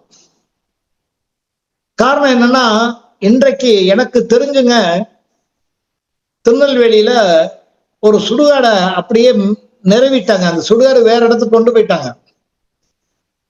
ஏன்னா மாநகராட்சி கொண்டு போனோடனே அதெல்லாம் இடிச்ச உடனே அதை கொஞ்சம் இது விட்டு அதை பிளாட் போட்டாங்க. எனக்கு இனிய நண்பர் என்னை கேட்கல, அங்க போய் வீடு கட்டிட்டாரு, கிரகப்பிரவேசம் பண்ணிட்டாரு. 12 நாள்ல இருந்து பிரச்சனை. அவங்க மனைவிக்கு மென்டல் டிசார்டர். நான் போய் இறங்கின உடனே என் இனிய நண்பர்களே, நீங்க எந்த இடத்துல போய் இடம் 4ஆம் இடத்தை பார்க்கும்போது இறங்கினவுடனே அந்த இடத்த காமிக்கும் போது நீங்க ஆரணம் போட்டுருங்க சார். இப்பெல்லாம் ஜாதகம் கணிக்கிறது ஒரு வினாடியில கணிச்சிடலாம். எனது அன்பு தம்பி அருள்வேல் அவர்கள் வச்சிருக்காங்க. அந்த இதை கூட நீங்க வாங்கி போட்டீங்கன்னா உடனே என்ன லக்னம், என்ன ராசி, கிரகங்கள் என்ன அடைவெல்லாம் வந்துடும். அப்ப அவர்கிட்ட கூட கொஞ்சம் ரெக்வஸ்ட் பண்ணி சொன்னேன், தம்பிட்ட கொஞ்சம் மாந்தியும் சேருங்க அப்படின்னு. அந்த 4ஆம் இடத்துல மாந்தி இருந்துச்சுன்னா உள்ளே கண்டிப்பாக மனித எலும்புகள் இருக்கும் அல்லது மக்கி கிடக்கும். இது உண்மை. பாருங்க சார், அது எந்த இடத்துல இருக்கும் அப்படின்னா அது வேணும் இல்லையா? அப்ப ஒரு நிலத்தை நாங்க 9 பாவமா போட சொல்றாங்க. மயன் சொல்றாரு, விஸ்வகர்மா சொல்றாரு. நானும் என்ன சொல்றேன்னா, இந்த சல்லியம் பார்க்கும்போது 12ஆ போட சொல்றேன். மாந்தியும் ராகு கேதுகள் எந்த இடங்கள்ல இருக்கு, அந்த 3 இடங்கள்ல இருக்கிற போது நீர் ஊற்றுகள் அது பிரச்சனையா இருக்கும். மாந்தி இருந்தால் முக்கியமாக ஏதாவது ஒரு மனித பிணம் அல்லது மனிதனுடைய எலும்பு அல்லது மக்கி போனது கிடக்கும். ராகு இருந்துச்சுன்னா வண்டு அல்லது விலங்குகளுடைய இது இருக்கும். கேது இருந்தா மக்கி போய் கிடக்கும், அல்லது தோல், அந்த ஆட்டுத்தோல், மாட்டுத்தோல், சில தோள்கள்லாம் மக்காது, ரொம்ப பல வருடங்கள் ஆகும். அந்த முடிகள்லாம் அதுக்குள்ள கொத்து கொத்தா கொத்து கொத்தா கொத்து கொத்தா கிடக்கும். இதை நாங்க கண்கூடாக பார்த்திருக்கோம் சார். அப்ப அந்த 4ஆம் இடம் தான், அந்த 4ஆம் இடம் நல்லா இல்லைன்னா வீடு நல்லா இல்லை, யோகம் நல்லா இல்லை, வருமானம் நல்லா இல்லை, மனைவிக்கு நோய் அல்லது நமக்கு நோய்னா எங்க நிம்மதி? அல்லது 4ஆம் இடத்தை மகிழ்ச்சின்னு வச்சான். மகிழ்ச்சி என்பது நாம மட்டும் மகிழ்ச்சி இல்லைங்க. நான் இந்த வீட்டுல இருக்கிறேன்னா என் மனைவி ஆரோக்கியமா இருக்கணும், என் பிள்ளைகளும் நல்ல இடத்துல இருக்கணும், அவங்க எனக்கு நிம்மதியை கொடுக்கணும். அந்த நிம்மதியை அவங்க 5ஆம் இடம், அவங்க தர்ற பாசமும் நிம்மதியும் மகிழ்ச்சி இருக்கு இல்லையா, அது 4ஆம் இடம். அப்ப அந்த 5ஆம் இடமா இருந்தாலும் 4ஆம் இடத்துலதான் அது உட்காருது சார். ஒண்ணு வச்சுக்கோங்க சார், இப்ப நீங்க உழைக்க வர்றீங்க, உழைக்க போறீங்க, நீங்க சென்னையில இருக்கீங்க, உங்களை பெங்களூருக்கு கூப்பிடுறாங்க, பெங்களூருக்கு போனோடனே பக்கத்துல ஹாசனுக்கு கூப்பிடுறாங்க. இப்படி போய் எதுக்கு சார் உழைக்கிறீங்க? அப்ப எங்கெங்கோ சுத்துறீங்க சார், பல ஊர்களை சுத்துறீங்க, என்னை மாரி வெளிநாட்டுக்கு சுத்துறீங்க, ஆனா எங்க வர்றீங்க? 4ஆம் இடம் சார், அதான் கூடு.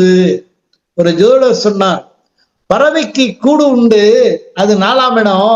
மனிதனுக்கு கூடு உண்டு, அது வீடு 4ஆம் இடம்னார். பாருங்க, பறவைக்கும் 4ஆம் இடம், அது தங்குது. அது எப்படி சார் கட்டுது? அதான் சார் என்னுடைய வாஸ்து நூல்ல எழுதியிருக்கேன். பல ஆய்வாளர்கள் சிந்திச்சு சிந்திச்சு பாக்குறாங்க அந்த கூடை எப்படி கட்டுதுன்னு. நம்மளால கட்ட முடியல சார். ஆனா இப்போ நம்ம விதவிதமா கட்டிட்டு மாறுதட்டுறோம். அந்த பறவைக ஆறறிவு இல்லாதது, தூக்குனாங்குருவி பாத்தீங்கன்னா புயல் அடிக்குது, மழை பெய்யுது, ஆனா உள்ள அது குஞ்சுகளோ அதுகளோ நிரந்தரமா இருக்குது, ஆரோக்கியமா இருக்குது அந்த கூட்டுக்குள்ள. நினைத்து பாருங்க, அது 4ஆம் இடத்துல சுகமா இருக்கு. நமக்கும் என்ன செய்யறோம்? குளிருதா, அதுக்கு வேணுங்கிறதெல்லாம் செய்யறோம். வேர்க்குதா, அதுக்கு வேண்டியது ஏசி ஃபேன் எல்லாம் நம்ம போடுறோம். எல்லாமே 4ஆம் இடத்தை தொட்டு உபகரணங்களாக வர்றது. இப்ப மின் இணைப்பு அல்லது மற்ற அமைப்பெல்லாம் இது 4ஆம் இடம். நீங்க 4ஆம் இடம் நன்றா இருந்தாதான் சார், ஆரோக்கியமா இருந்தா தானே நீங்க பயணம் போக முடியும். 6 மணி நேரம் 8 மணி நேரம் 10 மணி நேரம் போகணும் சார். அது மட்டும் இல்ல, என் பையன் வீட்டுல இருந்து வரும்போது 9 மணி நேரம் உட்கார்ந்து இருந்தேன் சார், எழுதிக்கிட்டே இருந்தேன். ஆனா பலர் ஒரு அரை மணி நேரத்துக்கு மேல அங்க உட்கார முடியல அவங்களால. ஏன்? பயணம், அதாவது பயணம் என்பது 5ஆம் இடம், நீண்ட பயணம் என்பது 9ஆம் இடம், வேலை வாய்ப்புக்காக போற பயணம் 4ஆம் இடம். இங்கதான் நம்ம பார்க்கணும் சார். இதுல கருத்து வேறுபாடுகள் இருக்கலாம். அதாவது பூர்வீக புண்ணியத்துக்காக போறக்கூடிய பயணம் 5, 9 இருக்கலாம், நீண்ட பயணமா இருக்கலாம். ஆனா தொழிலின் நிமித்தமாக 6க்குடையவன் நல்லா இல்லைன்னா, நல்லா கவனிங்க, 4ஆம் இடம் ஆரோக்கியம். ஆரோக்கியம் கெட்ட உடனே அது 6ஆம் இடமா மாறிடுது. மருந்துன்னு வரும்பொழுது அது 6ஆம் இடம் ஆயிருது. நீங்க வெளிநாட்டுக்கு போறீங்கன்னா 4ஆம் இடம் உங்களுக்கு நன்றாக பணம் துட்டு இருந்தாதான் அந்த பயணத்தை நீங்க மேற்கொண்டு போய் அமெரிக்காவில போய் சிகிச்சை அளிப்பதற்கு 6ஆம் இடத்தை நிவர்த்தி செய்யணும்னா இந்த 4ஆம் இடம் தானே முயற்சி. இந்த 4ஆம் இடம் தானே உங்களுக்கு வழிகாட்டுது. அப்ப அந்த 7ஆம் இடமும் 4ஆம் இடத்துல பணிவிட செய்யறா. நம்ம மனைவி நமக்கு வெண்ணி வச்சு கொடுக்கறா, காப்பி வச்சு ஏதோ செய்யறா. அந்த பணிவிடை என்பது 4ஆம் இடம். அது மட்டும் இல்லை நண்பர்களே, புதையல் 4ஆம் இடம். அதாவது இலங்கையில வெளியிட்ட ஒரு புத்தகத்துல வினாவிடையில புதையல் 4ஆம் இடம்னு சொல்லியிருக்காங்க. அப்ப ஒரு புதையல் கிடைக்குமா?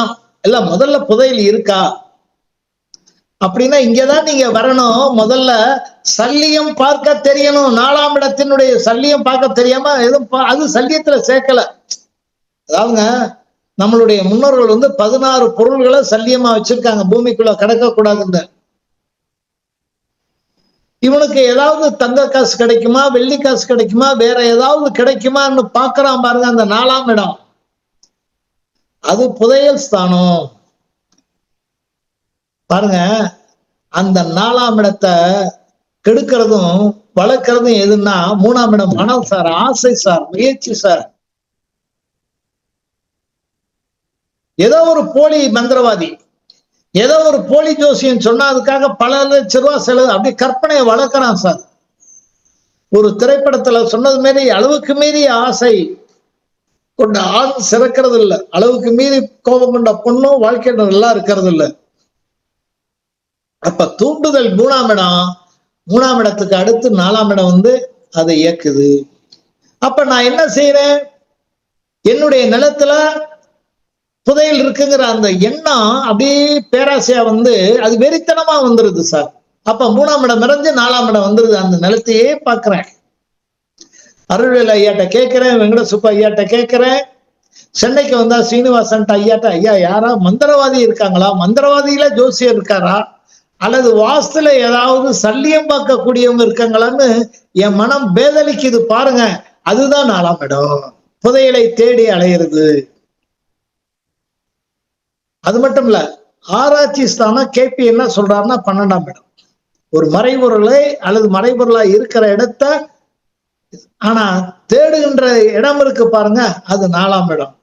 விடாம தேடுறீங்க பாருங்க, அது முயற்சி ஸ்தானம், அது 3ஆம் இடம். அப்ப நல்லதுக்கு தேடி, நல்ல பொருளை தேடி, நல்ல ஆன்மீகத்தை தேடி, நல்ல அறிவாளிகளை தேடி, நல்ல நண்பர்களை தேடி உன்னுடைய பேராசை வளர்ந்ததுன்னா இந்த 4ஆம் இடம் சிறப்பா இருக்கும் சார். நம்ம யாரோடு உறவு கொள்ளணும்? வெங்கட சுப்பையாட்ட உறவு கொள்ளணும். தம்பி இப்படி இருக்கே, இதுக்கு என்ன அர்த்தம்? இல்லைன்னா நீ இந்த புக்கு வாங்கியிருக்கேன் தம்பி, இதுல என்ன அர்த்தம்? இல்லைன்னா இது சம்பந்தமா ஏதாவது நூல் இருக்கா? இப்போ அப்படி கேட்கணுங்க. அப்படி கேட்கக்கூடிய எண்ணத்தை வளர்ப்பது 4ஆம் இடம். எண்ணத்தை முயற்சிக்கிறது 3ஆம் இடம். எண்ணத்தை வளர்ப்பது 4ஆம் இடம். என்னால ஒரு நாள் முழுக்க இல்ல 2 நாள் பஞ்சாங்கம் நடத்த முடியும். ஆனா அருள்வேல் அளவுக்கு என்ன நடத்த முடியாது சார். இது உண்மை. ஏன்னா அவர் 100 மடங்கு என்னுடைய தம்பி உயர்ந்து நிற்கிறார். அப்ப என்ன செய்யலாம்னா, இன்றைக்கும் பஞ்சாங்க விஷயமா அவர்கிட்ட கேட்டுக்கிறேன். இதை வெளிப்படையா உங்கள்கிட்ட சொல்றதுல எனக்கு எந்த கூச்சமும் இல்லை. காரணம் என்னன்னா, அறிஞர்களை நம் பக்கத்தில் வைத்துக்கொண்டு அவர்களை தேடிக்கொண்டே இருக்கணும். இப்ப நான் வர்றேன். நான் இப்ப என்ன நினைச்சிருக்கேன்னா, சீனிவாச ஐயாட்ட இதுவரைக்கும் யாரெல்லாம் பேசினாங்களோ அதெல்லாம் தொகுத்து தர முடியுமா, புத்தகங்கள் தர முடியுமான்னு. ஏன்னா இப்ப ஒரு புத்தகம் வெளியிட்டு இருக்கேன், அதையும் அவர்கிட்ட கொடுத்துட்டு கேட்கணும்னு நினைக்கிறேன். ஏன்னா அந்த முயற்சி அது ஸ்டோர் ஆகுற இடம் 4ஆம் இடம். அதனாலதான் நூலகம் 4ஆம் இடம். அந்த நூலகம் பாருங்க 3, 5க்கும் சம்பந்தப்பட்டிருக்கு. 5ஆம் இடம் அறிவு, 4ஆம் இடம் வைத்தல். இப்ப பாருங்க, நிலத்துல மூளையை அறுத்து கொண்டாந்து வைக்கிறீங்க, அது 4ஆம் வீட்டுல தானே வைக்கிறீங்க. வயல்வெளியில போய் வெள்ளாமை செஞ்சு நான் இந்த வீட்டுல வைக்கிறீங்கன்னா அது 4ஆம் இடம். அப்ப நம்ம என்ன பார்க்கிறோம்? எங்க சுத்தி வந்தாலும் லாபம். 11ஆம் இடம் அஸ்தமா ஆச்சுன்னா 4ஆம் இடம் சிறக்காது சார். ஒரு தொழில் செய்யறீங்க 10ஆம் இடம், அது லாபம் வரலைன்னா 4ஆம் இடத்துல வீட்டுல மனைவிக்கு வேணுங்கிறத வாங்கி கொடுக்க முடியாது. மனைவி, நான் மகிழ்ச்சி ஸ்தானம் சொன்னேன், மனைவி மகிழ்ச்சியா இருக்கணும், பிள்ளைகள் மகிழ்ச்சியா இருக்கணும், நம்மளுடைய உறவினர் மகிழ்ச்சியா இருக்கணும். ஏன் எனக்கு ஏதாவது காசு தேவைப்பட்டால் போய் கடன்காரங்கிட்ட வாங்கணும்னாலும் அந்த வீடு வாசல் இருக்கணும் சார். அது மட்டும் இல்ல, பொருத்தம் பார்க்கறதுக்கு முன்னாடி முதல்ல போய் பார்த்து வருவாங்க. பொண்ணு மாப்பிள்ளையெல்லாம் பார்க்கலாம் போறவங்க பார்த்து வந்தவன என்ன கேட்பாங்க தெரியுமா? ஐயா சீனிவாசன் ஐயா, அந்த மாப்பிள்ளை போய் பார்த்தீங்களே, மாப்பிள்ளை எப்படி இருக்காருன்னு கேட்கறது இல்லை, என்ன படிச்சிருக்காருன்னு கேட்கறது இல்லை, அது அம்மா அப்பாவை பத்தி சர்வீஸா கேட்கறது இல்லை.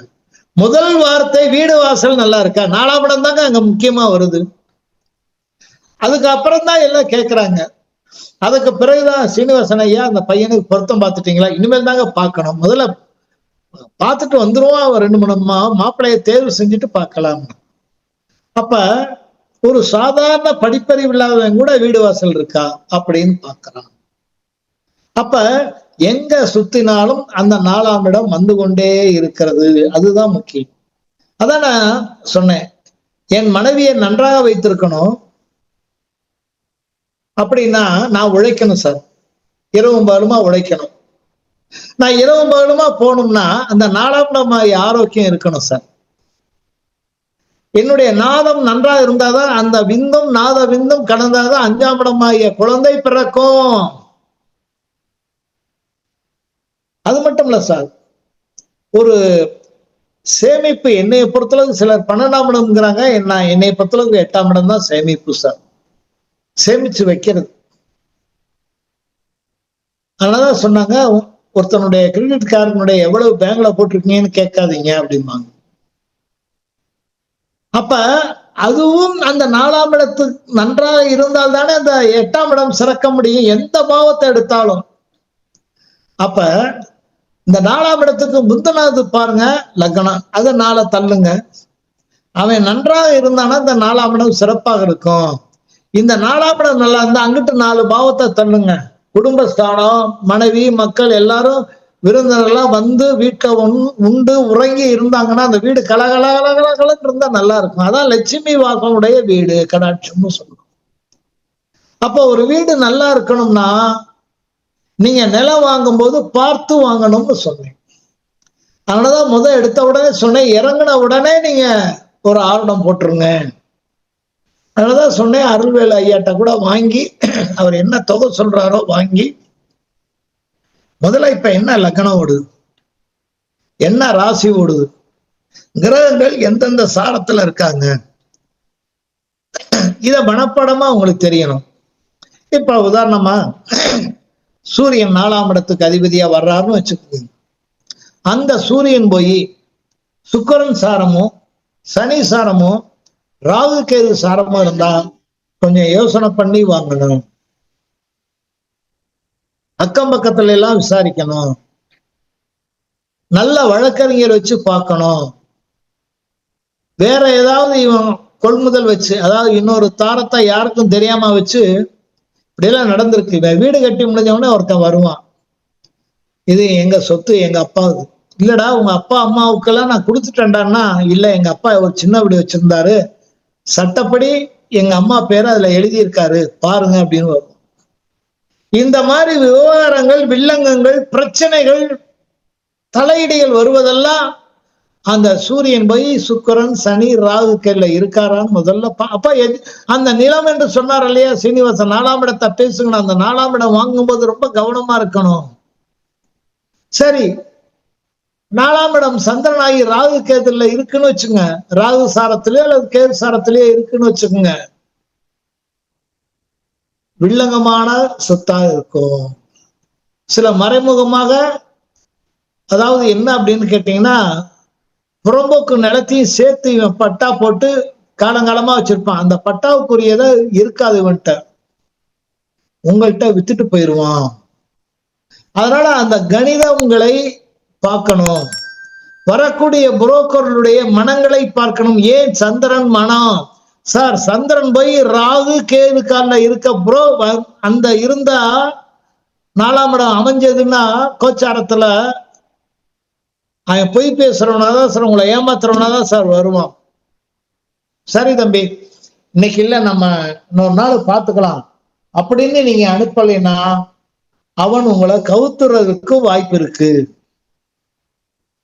அப்ப 4ஆம் இடம் என்ற செவ்வாய், பூமிக்காரகனே செவ்வாய் தான். அந்த செவ்வாய் போய் புதன் ராகு கேது காலில் இருந்துச்சுன்னா, முதல்ல புதன் காலில் இருந்தா எழுத்து சம்பந்தமானதுல பிரச்சனை வரும். ராகு இருந்தால் இன்னொருத்தனுடைய சொத்தை அபகரிச்சது வரும். கேது காலில் இருந்தா அடிச்சு பிடிச்சு அந்த நிலத்துல நிறைய பாவங்கள் இருக்கும் சார். அதனால அந்த செவ்வாய் புதன் காலில் இருக்கா அல்லது ராகு காலில் இருக்கா அல்லது கேது காலில் இருக்கா அப்படி பார்க்கணும். அல்லது நீங்க முதல்ல அவன் ஜாதகத்தை நீட்டும் போதே, நான் நிலம் வாங்கணுங்கும் போதே 4ஆம் இடம் செவ்வாய் வீடாகி அந்த செவ்வாய் புதன் ராகு கேதுல இருந்தால், சார் ஒரு தடவைக்கு 2 வக்கீலை வச்சு பார்த்துக்குங்க சார், ராகு சில விசாரிச்சுக்குங்க சார் அப்படின்னு சொல்லணும் சார். சொல்லவில்லை என்றால் எழுத்தின் பூர்வமாகவும் வாரிசுகள் பூர்வமாகவும் அரசாங்கத்தினுடைய பிரச்சனை வந்துடும். புதன் சந்திரன் கால் சார். இப்போ கோயம்புத்தூர்ல என்னை கூட்டிட்டு போனாங்க சார். ஒரு கிட்டத்தட்ட 75 சென்ட் உள்ள ஒரு இடம் வாங்கணும், அம்மன் கோவில் கட்ட கேட்டாங்க. ஒரு குறிப்பிட்ட ஜாதி.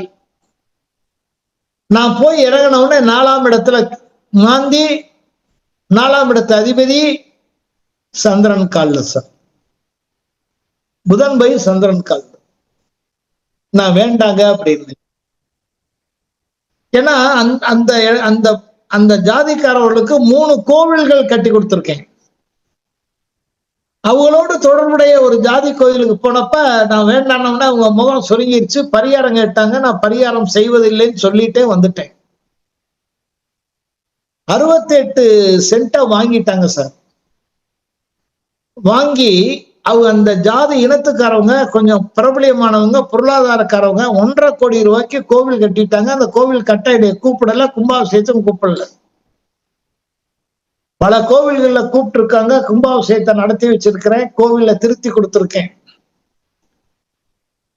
சார் ரெண்டாவது, அதாவது முதல்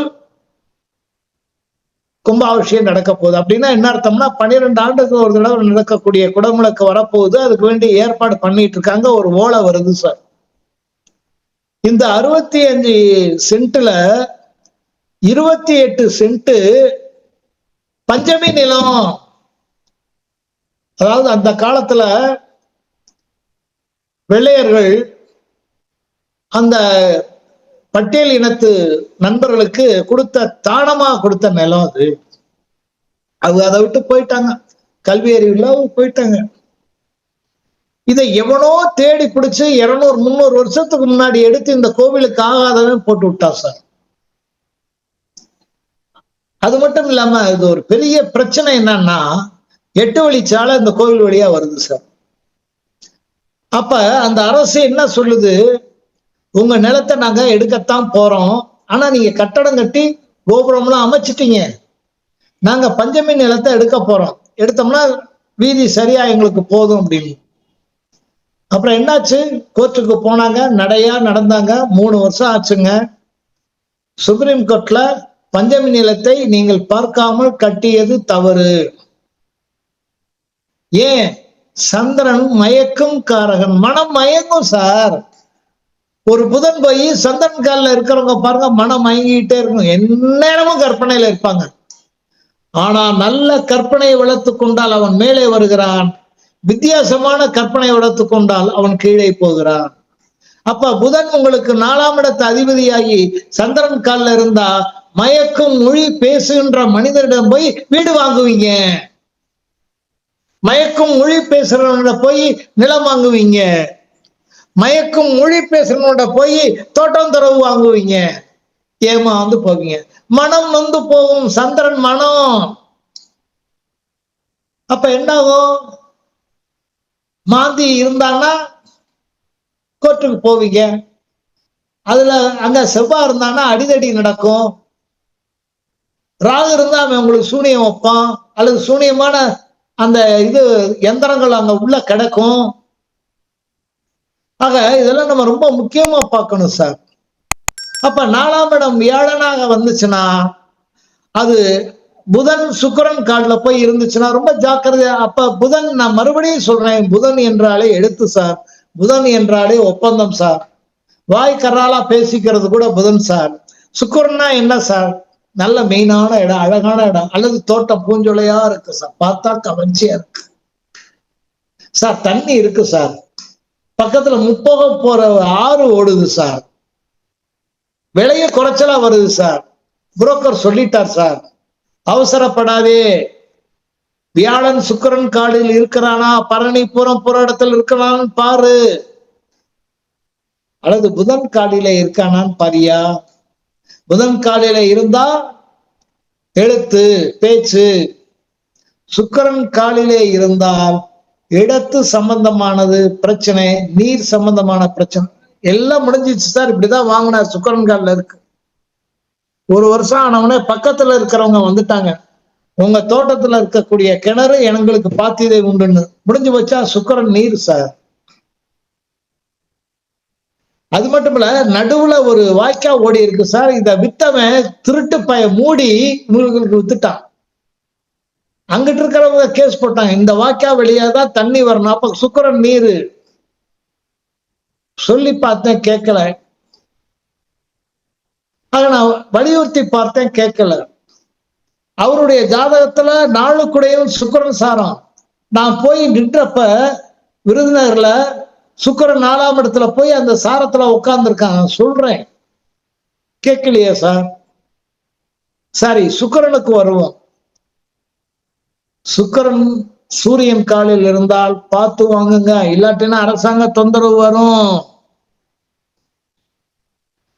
அது மட்டுமல்ல, சந்திரன் காலில் இருந்துச்சுன்னா மயக்கும் மொழி பேசி, பின்னாடி இடம் கொஞ்சம் இருக்குங்க, இதையும் சேர்த்து எடுத்துக்கங்களா அப்படின்னு சொல்லுவான் புரோக்கர், விற்கிறவனும் சொல்லுவான். சந்திரன் மயக்கம், நிறைய கற்பனைகளை நமக்கு அப்படியே கற்பனையில மிதப்போம்.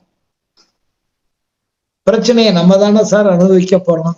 அழுதாலும் பிள்ளை அவள் தானே பெற வேண்டும், நம்ம தானே சார் பெறணும், நம்ம பார்க்க வேண்டாமா?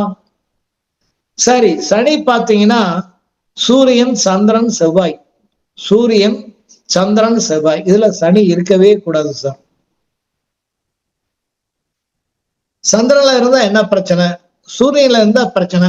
செவ்வாய் சார், சனி செவ்வாயில இருந்து வீடு மனை வச்சிருக்கிறவங்களுக்கு ஒரு நாளாவது கைகலப்பு வெட்டு குத்து நடந்தே ஆகும் சார். அவன் சூரியன் தான் நீதிமன்றத்துக்கு போயே ஆவான், இல்லைன்னா வக்கீல்கிட்டே போவான் சார், தண்டா கட்டிட்டு வருவான் சார். ஆக ராகு கேது இருந்துச்சுன்னா அதே மாதிரி சூரியன், சந்திரன், செவ்வாய் நட்சத்திர காலில் இருக்கக்கூடாது. ஆக நண்பர்களே, சூரியன், சந்திரன், செவ்வாய், புதன், வியாழன், சுக்கிரன், சனி, ராகு, கேது இவங்க அத்தனை நண்பர்களும் மாந்தி காலில் இருந்தா தொலைஞ்சது சார், தொலைஞ்சது.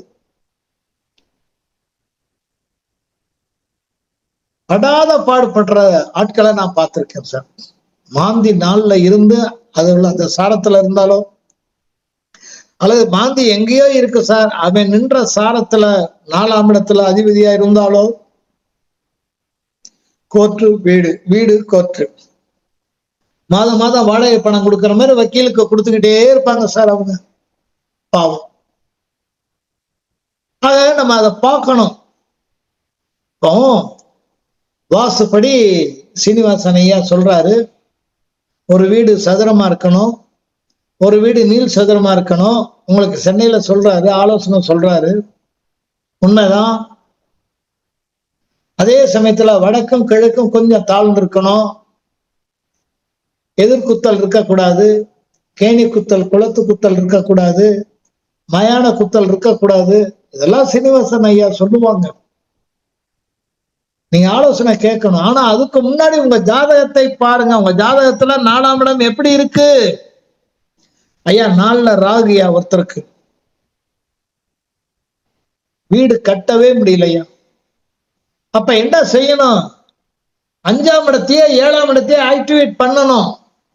மனைவி பேர்ல வாங்குங்க, மக பேர்ல வாங்குங்க, மகன் பேர்ல வாங்குங்க,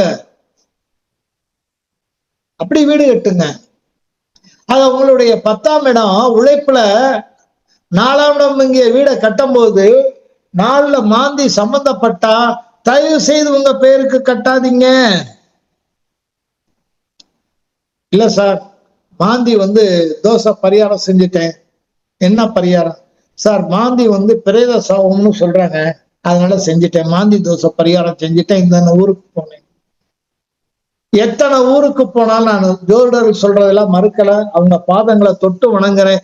எத்தனை ஊருக்கு போனாலும் அந்த மாந்தி நம்மளை விட மாட்டான் சார். அப்ப அறிவுபூர்வமா சிந்திக்கணும். முதல்ல என்ன அது 5ஆம் இடத்தை ஆக்டிவேட் பண்ணணும், 7ஆம் இடத்தை ஆக்டிவேட் பண்ணணும். ஒண்ணு மனைவி பேருக்கு வாங்கணும், இல்லைன்னா மக்கள் பேர்ல வாங்கணும், வீடு கட்டணும். இப்போ ஒருத்தருக்கு ஒரு பெரிய பிரபலமான ஒரு நகைக்கடை சார், பேர் சொல்லல, சாதாரண திருநெல்வேலியில இருந்து சாதாரணமா சென்னைக்கு வந்தவர் மிகப்பெரிய நகைக்கடை ஆயிட்டார் சென்னையில. அவருக்கு நான் தான் அந்த கடையை ஆல்டர் பண்ணி கொடுத்தேன். அதுக்கு மேல இன்னும் புகழ் வந்துச்சு. அவருக்கு 40 வயசுலயே ஹார்ட்ல ஓட்ட. நான் சொன்னேன், இந்தந்த பரிகாரம் கோவிலுக்கு போங்கன்னு போனாரு. 62 வயதுலதான் இறந்தாரு. அவங்க பையனுக்கு 10ல மாந்தி. நான் சொன்னேன், அப்பா உனக்கு 10ல என்ன மாமான்னு கேட்டாரு. உங்களுக்கு 10ல மாந்தி, அதனால நீங்க பையங்க சின்ன பையங்க தான், எல்லா கல்லூரியில படிக்கிறான். நீங்க உங்க மனைவியின் பேர்ல இது பண்ணி கூடுமானவரை மனைவிய உட்கார வைங்க. 1 மணி நேரமாவது உட்காந்துட்டு உங்க மனைவி போட்டோம். ஏன்னா உங்க மனைவி 2 டிகிரி வாங்கியிருக்காங்க. நீங்க ஒரு வேலைக்காரனா போயிட்டு அப்படியே மேஸ்திரி மாரி போய் பார்த்துட்டு வாங்கன்னு கேட்கல சார். அடி விழுந்துட்டு வந்துச்சு. ஒரு 2 கோடி நஷ்டம் ஆன பிறகு திரும்ப கூப்பிடுறாங்க. அப்புறம் அந்த ஆக்டிவிட்டி, இதுக்கு பரிகாரம் இல்லை சார், பரிகாரமே இல்லை. எதுக்குமே பரிகாரம் இல்லைன்னு சொல்றவன் நான். கர்மாவே அனுபவிக்கணும். அப்ப சாமி எதுக்கு, குளம் எதுக்கு, கோயில் எதுக்கு, ஆலயம் எதுக்கு, நீ ஏன் ஆலயத்தை கட்டி கொடுக்குற புலவர் சண்முகவேலு அப்படின்னு கேட்டா குறையும். கர்மாவை குறைக்கணும் சார், நிவர்த்தி பண்றது கஷ்டம் சார். குறை, நம்ம வழியை தாங்கணும். அதான் தாவூர் சொன்னார், கீதாஞ்சலியில எனக்கு கவலையை கொடு, அது என் கர்மா. எனக்கு துன்பத்தை கொடு, அது என் கர்மா.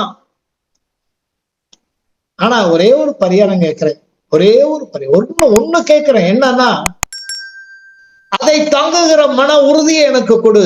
அந்த 3ஆம் இடத்தை எனக்கு கொடு. 3ஆம் இடம் தான் சார் 12 பாவத்துல மாற்றமான இடம். நீங்க வார்த்தை சித்தர் வலம்புரி ஜான் பேச்செல்லாம் நீங்க கேட்டீங்கன்னா ஜோட பேச்சு கேட்கணும். 3ஆம் இடத்தை மாற்றுகின்ற பாவம் எது? அதாவது சிந்தனையும் விதியையும் மாற்றக்கூடிய பாவம் 3ஆம் இடம் தான். அதான் மனம்னு வச்சான். நீ எந்த தொழில் செஞ்சாலும் நஷ்டம் அப்படின்னு ஒரு ஜோட சொன்னா வேண்டாம். ஒரு நல்ல கடையில போய் வேலை பார்ப்போம், நல்ல கம்பெனில வேலை பார்ப்போம், உண்மையா உழைப்போம், உண்மையை பேசுவோம், அவன் நமக்கு பிடிக்கும் இல்லையா, அவன் நல்ல சம்பளம் தருவான் இல்லையா, அந்த சம்பளத்தை வகுத்து வாழ்க்கைங்கிற 4ஆம் இடத்துல தனக்குன்னு ஒரு வீடு கட்டிக்கணும் சார், தனக்குன்னு பிள்ளை குட்டிகளை வச்சுக்கணும் சார். எங்க அண்ணன் வீட்டுக்கு கிரானைட் போட்டிருக்கான், நான் மார்பிள் கிரானைட் போடணும்னு நினைக்கிறேன் பாருங்க, அந்த 3ஆம் இடம் தான் தப்பு சார். என்னுடைய சக்தி என்ன, என்னுடைய வருமானம் என்ன, 2ஆம் இடம் வருமானம். அந்த வருமானத்துக்கு ஏற்றது மாதிரி தான் 6ஆம் இடம் கடனும் லோனும் வாங்கி 4ஆம் இடத்துல வீடு கட்டணும். அப்ப 2 6 இணைக்கிறது 4ஆம் இடம். இந்த 3 பாவத்தையும் இணைக்கிறது 3ஆம் இடம். ஆனாதான் ஒரு மனிதன் விதியை மாற்ற முடியும் என்றால் அது 3ஆம் இடம். வலம்புரி ஜான் அழகா சொல்வார். ஒரு வங்காளத்து ஒரு ஜோடர் சொன்னார், அரவிந்த கோஸ்டர், வாழ்க்கை பூரா நீ ஜெயில இருக்கணும் ஏன்னாராம். அவர் மிகப்பெரிய சுதந்திர போராட்ட தியாகி, வீரர்னு உங்களுக்கு தெரியும். அதுல மிதவாதிகள் தீவிரவாதிகள் இருந்தாங்க. மிதவாதிகள் ஒரு சிலர் அவரை போலீஸ் தேடிச்சு சுடவும் ஆர்டர் கொடுத்துட்டாங்க. அப்பதான் நினைச்சு பார்க்கிறார், பல ஆண்டுகள் நீ சிறைச்சாலையில இருக்கணும். மருத்துவமனையில இருந்தாலும் அதுவும் ஒரு சிறைச்சாலை தான் சார். வீட்டுக்குள்ள வீடு கட்டிட்டு 4ஆம் இடத்துல இருந்தாலும் அது சிறைச்சாலை. சிறைச்சாலையும் வீடு ஒண்ணுதான். அங்க இருந்து தப்பி வந்து பாண்டிச்சேரியில வந்தாரு. தனக்குன்னு ஒரு இடத்த நிர்ணயம் பண்ணாரு, ஒரு ஆசிரமம் கட்டினாரு. கிட்டத்தட்ட 30-40 வருஷமா அந்த 4ஆம் இடத்தை விட்டு வெளியில போல சார். இந்த ஆசிரமம் உத்தரவே ஆயிட்டார். எல்லாம் வந்து இந்த 4 சுவர், இந்த வீடு இருக்கே 4 சுவர் எல்லை, இதுதான் என் வாழ்க்கை. அந்த ஜோதிடர் என்ன சொன்னா, நான் ஜெயிலே கிடக்கணும், வெளியிலேயே யாரையும் பார்க்க முடியாதுல, வேண்டாம், நான் துறவி ஆயிட்டேன், எல்லாரும் வந்து என் வீடு 4ஆம் இடத்துல பாருங்க, என் ஆசிரமத்துல. ஆசிரமமும் 4ஆம் இடம் தான். அது 5ஆம் இடத்தோடு சம்பந்தப்பட்டாலும் கட்டடம் 4ஆம் இடம். எத்தனை பேர் அந்த மகானை பார்த்தாங்க. அதே ஆசிரமத்துல அவரை சமாதியும் வச்சாங்க, அவருடைய சிசையும் சமாதானம் வச்சாங்க. அப்பதான் நானும் வடமொழி ஜானம் போகும்போது புலவரையா அந்த விதியை ஒரு மாத்தனார் பத்தியா ஜோடர் சொன்ன, அவர் எழுதியிருக்கார். அந்த நம்ம அரவிந்த் கோஷ் எழுதியிருக்கார். இப்படி ஒரு ஜோடர் சொன்னாரு, அதை நான் மாத்தி அமைச்சு நான் துறவியாகி ஒரே இடத்துல இருந்தேன். அது பிறகு அவரை போலீஸ் பிடிக்கல. என்ன, நீ தான் வெளியிலேயே வரலையே, உனக்கு நீ சிறைச்சாலையா இருந்துகிட்டியே ஐயா அரவிந்த் கோஷ், ஜாதகம் ஜெயிச்சதா இல்லையா? சிவபெருமான் கேட்டானா, சனி என்னைய பிடிச்சியா? பிடிக்கல. 7.5 நாடுல ஒரு 7.5 நிமிஷமாவது பிடிக்கலன்னு சொன்னேல, பிடிக்கலன்னு. சனி சிரிச்சானா, எனக்கு பயந்துட்டு போய் கடல்ல போய் மூழ்கி உட்கார்ந்து இருந்தேயா, அப்பவே நான் உன்னைய பிடிச்சதாக அர்த்தம்னா. அப்படியா? அதனால ஜாதகம் என்பது விதியா. முன்னாடி எனக்கு ரொம்ப சந்தோஷப்பட்டேன். சில ஜாதகத்தை நம்புறதுல நாத்திகர்களா இருக்காங்க, அவங்க தேவைப்பட்டா ஒடியாடுறாங்க. ஜோசியில மறைமுகமானாரு நம்ம ஐயா சீனிவாசன் ஐயா. உண்மை சார். அமெரிக்காவுல பேசிட்டு இருக்காரு, நிவேதி அம்மை கேட்கிறா, இவ்வளவு அருமையா பேசுறீங்களே, நீ இங்க 100 ஆண்டு வாழணும்னு. ஐ நெவர் 40 ஏஜ், நான் என்னுடைய 40 வயதை பார்க்க மாட்டேன். சரி, அதோட அந்த அம்மா நிறுத்திட்டாங்க. அப்புறம் தனியா வந்து நண்பர்களோட உட்கார்ந்து பேசும்போது, ஏன் பார்க்க மாட்டீங்க அப்படின்னு கேட்கறது, யாராவது ஜோசியம் சொன்னாங்களா? ஜோசியத்தை நம்பலாமா? ஜோசியம் ஒரு ஹேசியம் அப்படின்னாங்க அந்த அம்மா. இல்லை, ஜோதிடம் ஒரு ஜீவனாடி. மகர ரேகை சந்திக்கின்ற ரேகை மனதையும் மகர ரேகையும் சந்திக்கின்ற ஜீவநாடி. எப்படி சொன்னீங்க? சுவாமி விவேகானந்தா ஒரு மிகப்பெரிய கோடீஸ்வரங்க. இவரு வழக்கறிஞர் படிச்சுட்டு இருக்காரு. அவங்க அப்பா இறந்துடுறாங்க, பொருளாதாரத்துல சீர்வாயிருது. அதனால அந்த பெரிய மாளிகையை விட்டு இவர் வெளியே வரும்போது மேல ஒரு சின்ன அட்டைப்பெட்டியில சில புஸ்தகங்கள் இருக்கு. அதை எடுத்து பார்த்தா அதுல ஒரு ஜாதக நோட்டு இருக்கியா, சுவாமி விவேகானந்தருடைய ஜாதக நோட்டு இருக்கு.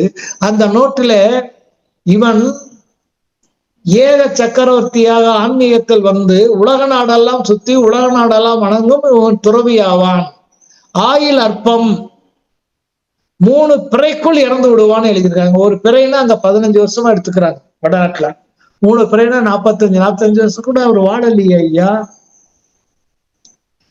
அப்ப கொஞ்சம் படிச்சுட்டா போதும், சிந்தனைவாதின்னு நினைக்கிறான். பெரிய சிந்தனைவாதி ராதாகிருஷ்ணனுக்கு மேலையா. அமெரிக்காவுல கேட்டாங்க, ஜோசியத்தை நீ ஏன் நம்புறீங்க அப்படின்னு. அவர் சொன்னார், ஜோட உண்மை. நம்மளாம் உட்காந்து அவன் பாணியில தானே சொல்லணும், நம்ம சீட்டு விளையாடுறோம். அப்ப சீட்டை இவரு எடுத்து போடுறாரு, அவரு ஒண்ணு போடுறாரு, இவரு ஒண்ணு போடுறாரு. எனக்கு வந்திருக்கு பாருங்க சீட்டு, அது என் விதி.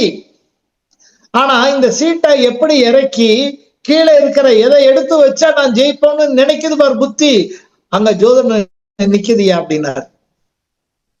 அப்ப அந்த சமயோஜிதம் என்று சொல்லக்கூடியது எது அப்படின்னா 4ஆம் இடம். அந்த சமயோஜிதம் ஜெயிச்சிருச்சுன்னா பாருங்க, வெற்றி கழிப்புல அப்படி கையரண்டை தூக்குறோம், வெற்றி வெற்றின்னு. அதுக்கு காரணம் அந்த 4ஆம் இடம். அதனால இந்த அமைப்புகளை நம்ம பார்க்கணும். இடம் மட்டும் பார்த்தா போதாதுங்க, இடத்தினுடைய அமைப்பை மட்டும் பார்த்தா போதாதுங்க, இடத்தினுடைய நீள அகலங்களை பார்த்தால் மட்டும் போதாதுங்க. இடம் செம்மண்ணா களிமண்ணாங்கிறதையும் பார்க்கணும் சார். பஞ்சபூதங்களையும் பார்க்கணும். பஞ்சபூதங்களை அடிப்படையா வச்சுதான் வாஸ்து எழுந்தது. அது மட்டுமல்ல, கர்மாவினுடைய தேரியை வச்சு அறிவியலை சொன்னா சார் ஜோதிடன் அப்படியே அவருடைய அடி நாதம் இருக்குல்ல, பாத தூசிக்க கூட நான் வருவனான்னு நினைச்சு பார்க்கிறேன் சார். ஒரு ஆண் பெண் சேர்கிறாங்க, சேர்ந்த உடனே விந்து நாதம் சேருது. ஒரு வாரத்துல என்ன ஆகுது, ஒரு மாதத்துல என்ன ஆகுது, அந்த 1வது மாதம் முடியும் போது என்ன கிரகம் வருது, 2வது மாதம் முடியும் போது என்ன கிரகம் வருது, 3வது மாதம் முடியும், இப்படி 10 மாதத்தை வராகிமிகர் சொல்றாரு சார். இது இந்த சயின்ஸ் மறுக்கலையே. எவ்வளவு அழகான சித்தர்கள் அவங்க. நான் என்னை பொறுத்தளவுக்கு பாத்தீங்கன்னா, பாம்பேல நான் பேசும்போது கேட்டாங்க, எனக்கு முன்னாடி ஒருத்தர் பேசினாரு, வீட்டினுடைய தண்ணி வடக்கு கிழக்கு தான் போகணும் அப்படின்னு. ஒரு லேடி எந்திரிச்சு கேட்டாங்க ஹிந்தியில, அவருக்கு பதில் சொல்லல. அப்புறம் நான் என்ன கேட்கிறாங்கன்னாங்க, அவன் எனக்கு தமிழ்ல மொழிபெயர்த்து சொல்லும் போது, அந்த லேடிஸ் சொல்லும்போது என் நண்பர் அதை ஹிந்தியில சொன்னார். என்ன சொன்னார் அப்படின்னா, பூமி 22 டிகிரி புள்ளியில வடகிழக்கா சாஞ்சிருக்கு. அதனாலதான் பாரத நாட்டுல பாத்தீங்கன்னா எல்லா ஆறுகளும் கிழக்கு நோக்கி போகும். ஏதோ விரல் விட்டு எண்ணக்கூடிய ஆறு மட்டும் வடக்கு நோக்கி போகும். அப்ப இந்த பூமியினுடைய அமைப்பை வச்சு சொன்னோம் சார். இப்போ காற்று எப்படி வருதுன்னா, ஏன் தென்மேற்குல தியான அறை அமைக்கணும், படுக்கை அறை அமைக்கணும்னா அங்கதான் சார் காற்று உற்பத்தி ஆகுது. வடகிழக்குல ஏன் பூஜை அறை அமைக்கணும்னா அங்கதான் ஸ்டோரேஜ் ஆகுது. வைகாசி மாத கடைசியில தென்மேற்கு பருவக்காற்று ஆடி ஆவணியில அந்த அசாம் காடுகளை முட்டி வெப்ப காற்று அடமழையாகும். ஆக இந்த 2 காற்றும் இல்லைன்னா நமக்கு பாலைவனம் நம்ம நிலம். அப்படின்னா நெதர்லாந்துல பாத்தீங்கன்னா அதே மாதிரி காற்று அமைப்புகளுக்கு தகுந்த மாதிரி வீடு கட்டியிருக்காங்க. இன்னைக்கு உலகத்துல வரைபடம் வரைகிறதுல, அதாவது கட்டடக்கலையில அவன் தான் சிறந்தவன ஐநாவுல அவனுக்கு பரிசு கொடுத்துருக்காங்க. அந்த வீடுகளை பாத்தீங்கன்னா ரொம்ப அமைப்பா இருக்கு சார். உதாரணமா பாத்தீங்கன்னா ஒவ்வொரு வீடும், இப்ப பாத்தீங்கன்னா ஒரு வீடு முகப்பு வீடு இருந்துச்சுன்னா பின்னாடி ஒரு சின்ன தெரு இருக்கணும். அது பாத்தீங்கன்னா எல்லா இடத்துலயும் இருக்கு. இப்ப உதாரணமா என் சன்ன வீடு வாங்கியிருந்தாரு, நான் போய் அதை ஆல்டர் பண்ண போனேன். முன்னாடி ஒரு பெரிய வீதி சார், அது மினிமம் ஒரு 60-70 அடி இருக்கு. பின்னாடி ஒரு 20-25 அடி இருக்கு சார். அதுலதான் இந்த குப்பைகள் மற்றதெல்லாம் வச்சிடுறாங்க. கேவஞ்சர் எடுத்துட்டு போறாங்க. ஏதாவது ஒரு பிரச்சனை பின்வழி இப்படி இந்த தெரு மட்டும் இருக்கான்னா, நான் கிட்டத்தட்ட ஒரு 3-4 மாதங்கள் இருக்கும் பொழுது சுற்றி பார்த்தா ஒரே மாதிரி ஒரே நேர்கோட்டுல கட்டப்பட்டிருக்கு. ஒவ்வொரு வீட்டுக்கும் பின்னாடி வீதி இருக்கு, முன்னாடியும் வீதி இருக்கு சார். காற்றோட்டம் இப்படிதான் இருக்கணும், இத்தனை மாடிக்கு மேல இருக்கக்கூடாது அப்படின்னு நம்ம இருக்கும். இப்ப ஊட்டியில ஒரு மாடிக்கு மேல கட்டக்கூடாது, ஆனா வீதி 3 மாடி 4 மாடி கட்டியிருக்காங்க. ஏன்னா நாம் அரசையும் மதிப்பதில்லை, சட்டத்தையும் மதிப்பதில்லை. அதனால இடம் மிக முக்கியம். அப்ப நான் முன்னாடி ஒரு வார்த்தை சொன்னேன், நீங்க வீடு வாங்கணும்னா நம்ம ஐயா சீனிவாசன் ஐயாவை கூட்டிட்டு போகும்போது வடக்கும் கிழக்கும் தாழ்ந்திருக்கணும், தெற்கு மேற்கும் உயர்ந்திருக்கணும்னு சொல்லுவாங்க அப்படின்னு சொன்னேன். ஒரு நண்பர் கேட்டாரு, ஊட்டியில எல்லா இடமும் மேடு பள்ளமா தானே இருக்கும் அப்படின்னு. உண்மைதான். எங்க ஊருக்கு பக்கத்துல கொடைக்கானல் இருக்கு, ஒரு 100 தடவை போயிருக்கேன். ஊட்டிக்கு மாதம் ஒரு தடவை போறேன். அருள்வேல் ஐயாவுக்கு தெரியும். ஒரு தடவை விளையாட்டா கேட்டாரு, ரொம்ப தெரியல, ஏங்க ஐயா மாதத்துக்கு ஒரு தடவையாவது மினிமம் போயிடுறீங்க, என்னைய ஒரு நாளைக்கு ஊட்டி கூட்டிட்டு போக மாட்டீங்களே எல்லாரு.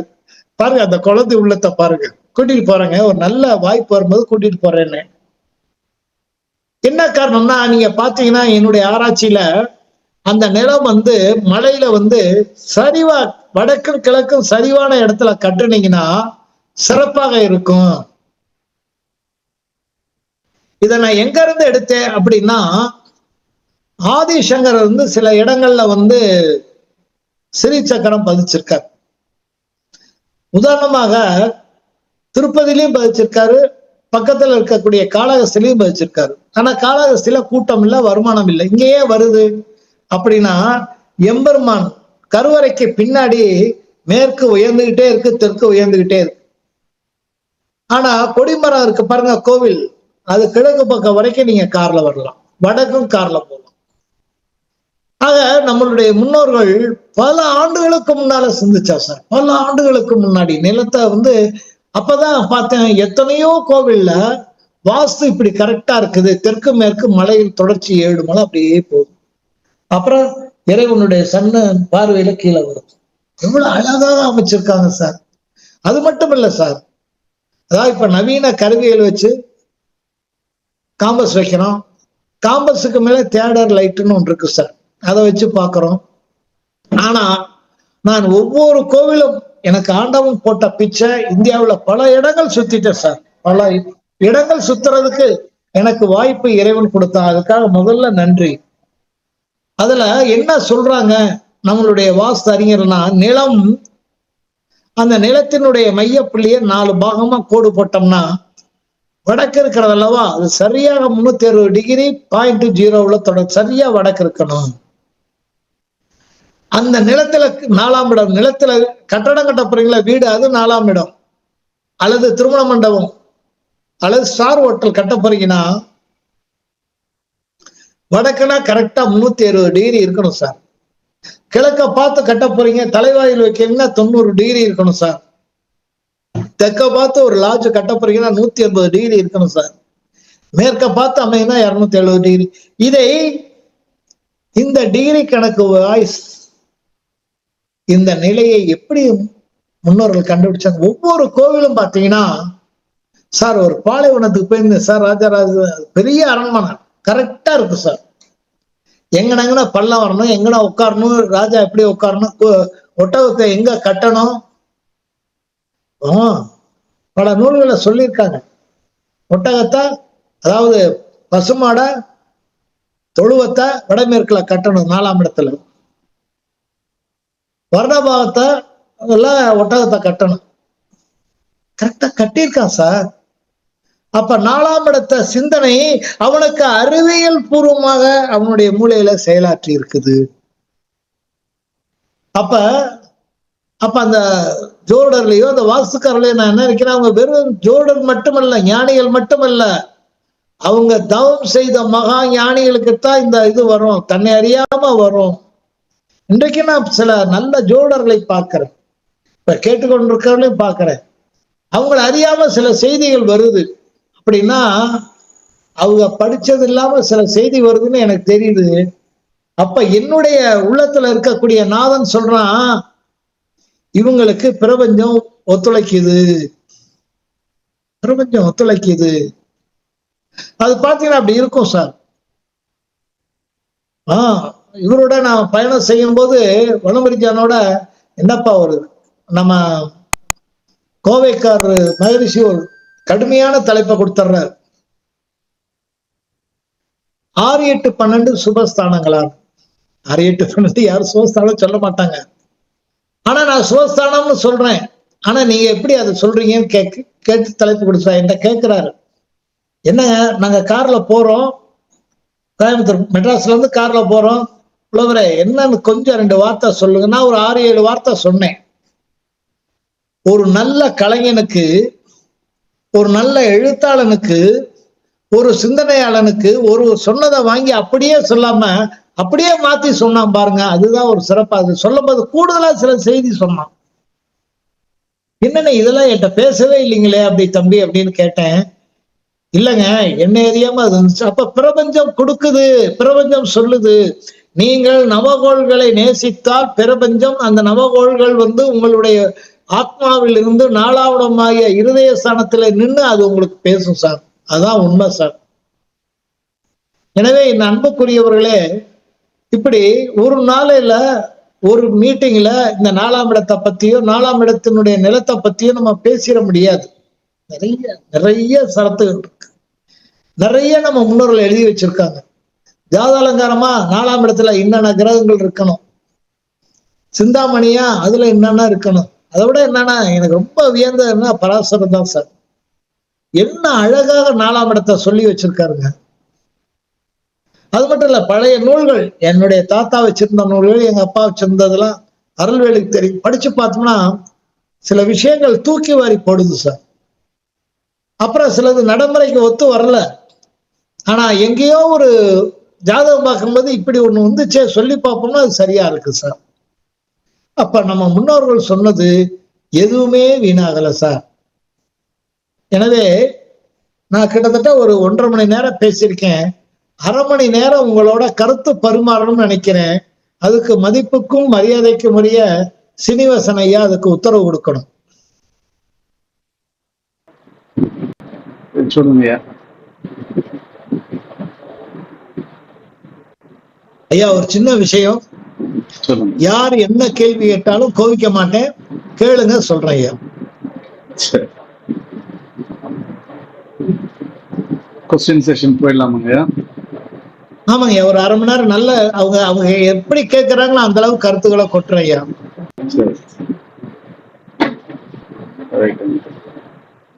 முதல்ல சிவகுமார் ஐயா அன்மியூட் பண்ணுங்க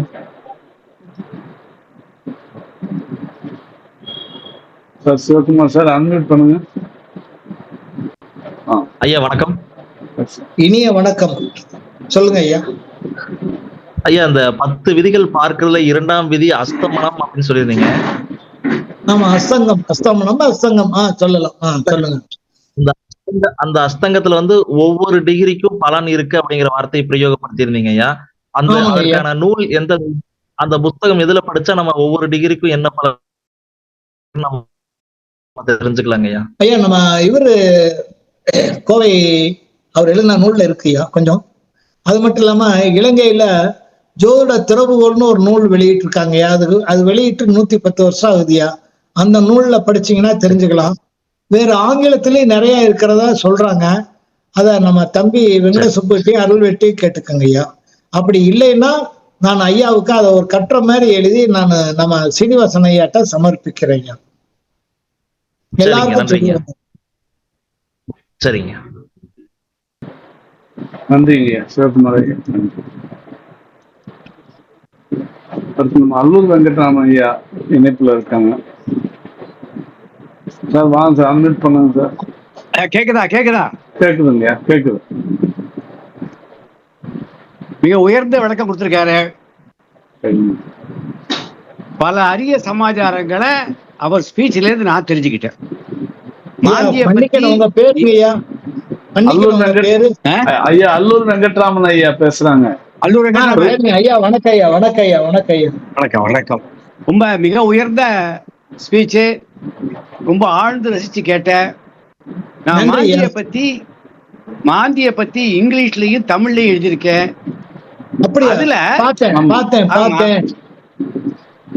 அதுல இந்த வாஸ்து சப்ஜெக்ட விட்டுட்டமேங்கிற கவலை இப்ப எனக்கு ஏற்பட்டு போச்சு. அது இந்த நம்ம point எல்லாம் சீனிவாசன் நம்ம குறிப்பெடுக்கணும். இந்த பாயிண்ட் எல்லாம் குறிப்பெடுத்து அதுல சேர்க்க முடியுமான்னு பாக்கணும். பாருங்க ஐயா, அது சீனிவாசன் ஐயாவால நிறைவேற போகுது. சந்தோஷம். அடுத்தது இந்த ஜாதி அடி கொஞ்சம் விளம்பரம் கொடுப்பேன்னு பார்த்தேன். எல்லாருமே டேப்பை பிடிச்சி அழுதுட்டு இருக்காங்க. என்னங்க எல்லாம் ஜாதி அடி அளக்கிறதுக்கு டேப்பை பிடிச்சி அளக்குறாங்க. சரி. அப்ப டேப்பே கிடையாது. 100 அடி 55 அடி 35 அடி டேப்பை பிடிக்கிறாங்க. சரி. தஞ்சாவூர் சரஸ்வதி லைப்ரரியில வாஸ்துக்கு ஒரு புத்தகம் போட்டிருக்காங்க. அது பிரிண்ட் இப்ப கிடையாது, நெட்ல வந்து டவுன்லோட் பண்ணிக்கலாம். சரிங்க. நீங்க சொன்ன சமாச்சாரங்கள் 90% அந்த சரஸ்வதி லைப்ரரியில அதுல இருக்கு. வாஸ்துக்கு சம்பந்தமா நிறைய புத்தகங்கள் இருக்கு. சரஸ்வதி மகால்ல அந்த புத்தகங்கள்ல மிக முக்கியமான விளக்கம் கொடுத்திருக்காங்க. ஐயா, ஒரு நிமிஷம் நான் பேசலாமா? இல்ல, ஒரு நிமிஷம் நான் பேசுறேன். நீங்க முதல்ல கேட்ட கேள்விக்கு பதில் சொல்லிடுறேன். வாஸ்து நூல்ல 2-3 கருத்துகள் நிலவுதுங்கய்யா. சரி. ஒரு மனிதனுடைய ஆரோக்கியமான மனிதனுடைய ஒரு அங்குலஸ்தி என்னங்கய்யா? 9 அங்குலம் 10 அங்குலம், அதுக்கு தான் நான் வர்றேன். 9 அங்குலத்தை சொல்லலையா? ஒரு அங்குலம் என்பது ஒரு மனிதனுடைய அங்குஸ்தி. அதான் கரெக்ட். அங்குலாஸ்தி தான். ஆமா, அத வந்து நம்ம 9ஆவும் எடுத்துக்கலாம், 12ஆவும் பெருக்கிக்கலாம். இல்ல 10 சொல்றாங்க ஒரு சில நூல்ல. ஆமா. இப்போ நான் என்ன செய்தேன் அப்படின்னு கேட்டீங்கன்னா, கொஞ்சம் நீங்க கேட்கணும். உங்களுடைய நூல்கள்லாம் என் நண்பர் தான் போட்டுட்டு இருக்காரு. அதுல கூட நான் 2 நூல் எழுதியிருக்கேன். அதை நான் அப்புறம் சொல்றேன். நான் வந்து 5வது தலைமுறையா. ரொம்ப சந்தோஷம். ஜோதிடத்திலே ஐயா சொன்னாங்கல்ல. இதுல என்னன்னா, இந்த சிக்கலுக்காகத்தான் என்ன சொன்னாங்கன்னா, ஆங்கிலேயருடைய அங்குல கணக்கை நீ எடுத்துக்குங்கன்னு தைரியமா சொன்னாங்க. சரி. அப்ப ஆங்கிலேயருடைய அடிக்கணக்கை எடுக்கும் போது ஐயா, ஒரு நிமிஷம் கவனிங்க. 32 அங்குலம் கொண்டதை ஒரு கோலா எடுத்துக்கிறேன் நான். ஆமா ஆமா, 32 அங்குலம் கோல் இருக்கு. வெரி குட், நன்றி. அதுக்கு பேரு என்னன்னா சிதம்பர கோல்னு பேருங்க. ஆமா. அதை சதுரடியாக்கி அதை குழிக்கணக்காக்கி அதுக்கு 16 பொருத்தம் இப்ப நான் போட்டு ஒரு புக்கு, ஆராய்ச்சி புக்கு போட்டிருக்கேன், ஐயாவுக்கு அனுப்பியிருக்கேன். ரொம்ப சந்தோஷம். நீங்க கோல் இருக்க அத வந்து கிராமத்துல கணக்கு பிள்ளைய வச்சிருந்தாங்க அந்த காலத்துல, நிலத்தை அளந்து பார்த்து குழி கண்டுபிடிக்கிறது. ஆமா. இல்ல ஐயா, அதுல அதுல கொஞ்சம் நீங்க மன்னிக்கணும். கணக்க பிள்ளைகள்கிட்ட சங்கிலி இருந்ததுங்கய்யா.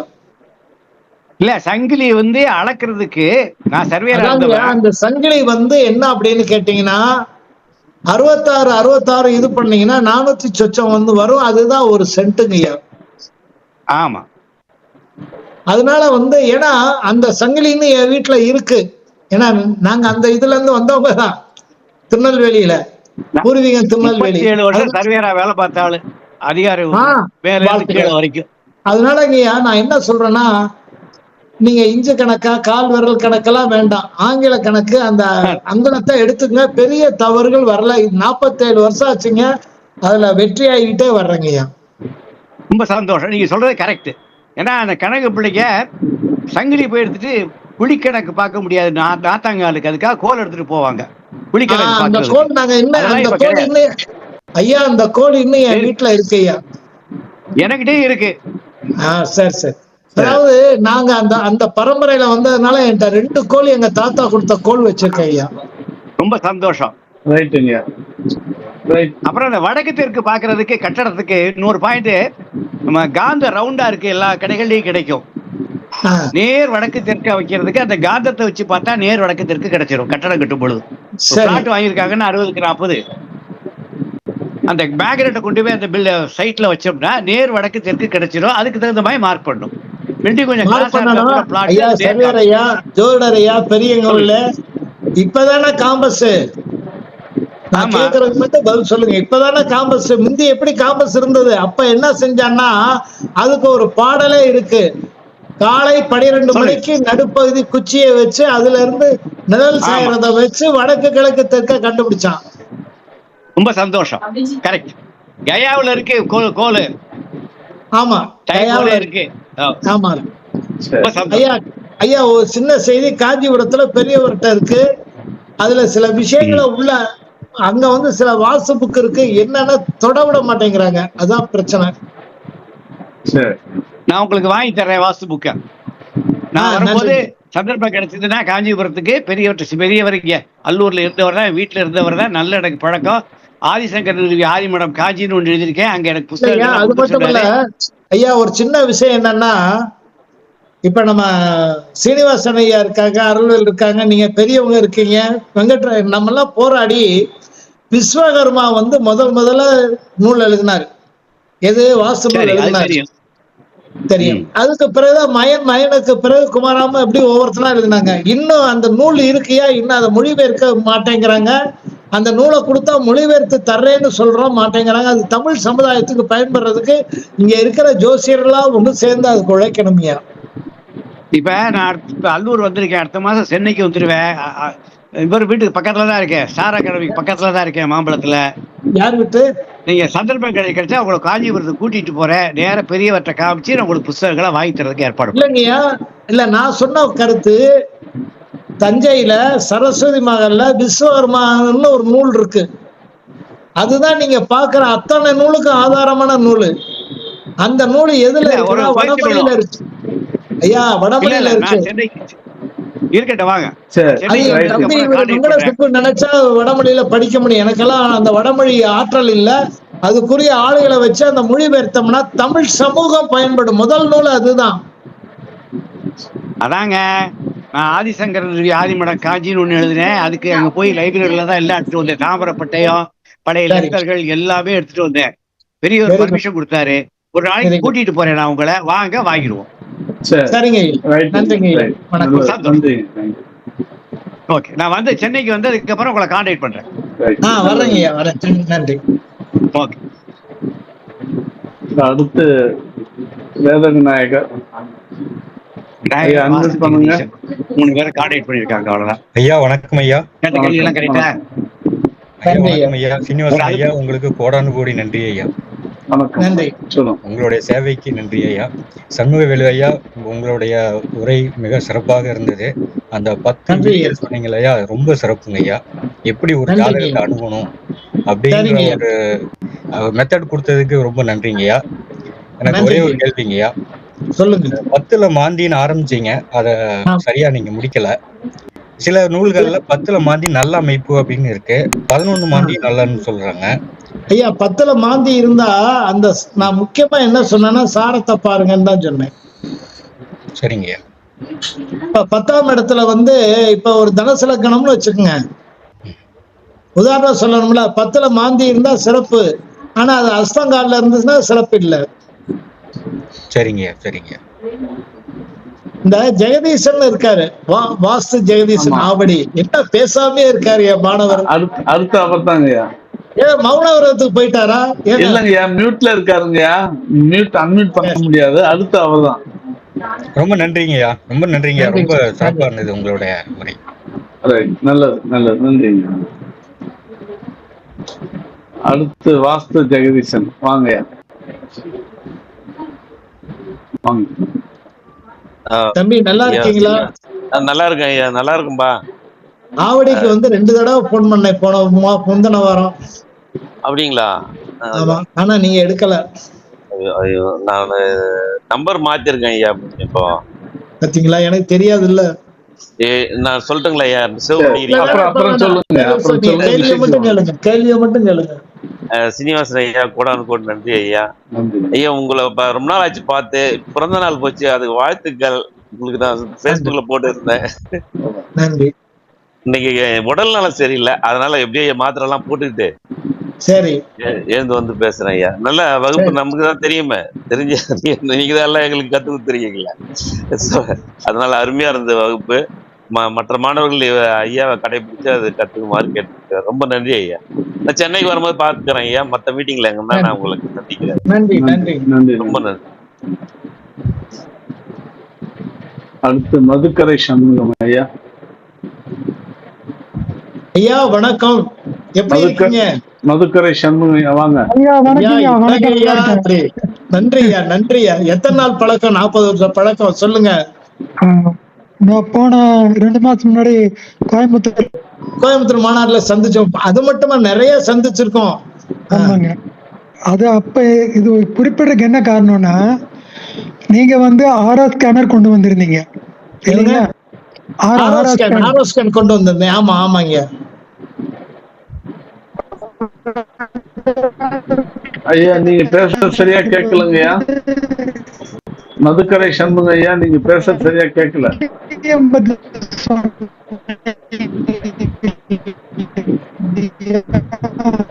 ஐயா நீங்க பேசுறது சரியா கேட்கலங்கய்யா. மதுக்கரை சண்முகம் ஐயா.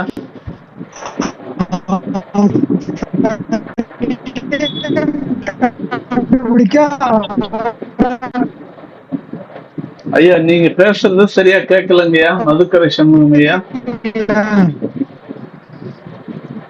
ஹலோ ஐயா, நீங்க பேசுனது எதுவுமே சரியா கேட்கல. சல்லியம் சொல்லுங்க சொல்லுங்க. கேட்கல. பேசுங்க. பேசிட்டு இருக்கேங்க. பேசுறது எதுவுமே கேட்கல. இப்ப கேக்குது, இப்ப கேக்குது. சொல்லுங்க ஐயா. மறுபடியும் கேட்கலங்கய்யா. ஐயா கேட்கல ஐயா. ஐயா ஒரு நிமிஷம், நீங்க பேசுறது மறுபடியும் கேட்கல. கோயம்புத்தூர்ல நானும் ஐயா அவர்களும் நீங்க அந்த டாபிக்ல ஓகே ஐயா. அவங்க பேசுறது கேட்கலங்க ஐயா. சரி, அடுத்து பார்த்துக்கலாங்க யாரும். அடுத்து ஆஸ்ட்ரோ பரமேஸ்வரன் ஐயா வாங்க. ஆஸ்ட்ரோ பரமேஸ்வரன் ஐயா வாங்க. ஐயா வாங்க வாங்க. வணக்கம் ஐயா. ஐயா வணக்கம். திண்டுக்கல் பக்கம் அய்யலூர்ல இருந்து பரமேஸ்வரன். வாரம் ஒரு சிறப்பு விருந்தா சாத அகாடமி ஜோதிடத்துறைக்கு ஆற்றி வரும் சேவை ஜோதிடர்களின் ஜோதிட அறிவை மேலும் வளர்த்துக் கொள்ள உதவியாக இருக்கிறது. ஸ்டார் அகாடமிக்கு மனமார்ந்த வாழ்த்துக்கள். இன்று ஐயா கொடுத்த வாஸ்து வகுப்பு உண்மையிலேயே மாந்தியை பற்றி சொன்னது சிறப்பா இருந்துச்சு. இதுவரையில் நம்ம என்ன பார்த்தோம், மாந்தி இருக்கிற இடம், மாந்தி வாங்கின நட்சத்திர காலு சரியா இருக்கு. ஆனா அதை விட ஐயா கொடுத்தாங்க, நாளில் குரு இருந்து அந்த குரு எந்தெந்த நட்சத்திர காலில் இருந்தா எப்படிப்பட்ட வில்லங்கங்கள் வருங்கிறது தெளிவான விளக்கம் கொடுத்துருக்கீங்களா ஐயா. ஐயாவுக்கு கோடான கோடி நன்றி, வாழ்த்துக்கள். ஒரு சின்ன பர்சனல் சந்தேகம் கேட்டுக்கலாங்களா ஐயா? கேளுங்க ஐயா. தெற்கு பார்த்த வீடு, கிழமேல் வீதி, வீட்டுக்கு தென் கிழக்குல வேப்ப மரம் வீட்டை உயரத்துக்கு வளர்ந்துருக்கு, 2 மாடி வீடு. அந்த மரத்தை வெட்டிடலாமா வச்சுக்கலாமா? அந்த மரம் வீட்டுக்கு எந்த திசையில இருக்கு? தென்கிழக்கு, காம்பவுண்ட் வாலுக்கு வெளியில. ஐயா, காம்பவுண்ட் வாலுக்கு வெளியில கிழக்க இருந்தாலும் வடக்க இருந்தாலும் வெட்ட வேண்டாம். அதாவது ஒண்ணு வச்சுக்கோங்க, காம்பவுண்ட் வாலுக்குள்ள இருக்கிறதா வாசு, வெளியில இருக்கிறது பேசாது. வெளியில இருக்கிறது என்ன பேசும்னா கோவில் குளம் இதுதான் பேசும். மரத்தை பத்தி கவலைப்படாதீங்க. அப்ப வெட்டுனீங்கன்னா அந்த உள்ளூர்காரன் சண்டைக்கு வந்துருவான். வெட்டக்கூடாது, மரம் வெட்டக்கூடாது. நான் தான் வச்சு வளர்த்தது ஐயா. சொல்றத கொஞ்சம் கேளுங்க ஐயா. அது பொது சொத்தா இருந்தியா உங்க காம்பவுண்டுக்குள்ள இருந்தா வெட்டலாம், அவ்வளவுதான். ஆனா இது வெட்ட வேண்டிய அவசியம் இல்ல. தெற்கு புறம் போனதுனால வெட்ட வேண்டிய அவசியம் இல்ல, விட்டுருங்க. நன்றிங்க, வாழ்த்துக்கள். நன்றி. அடுத்து ராஜாராமன் சார்.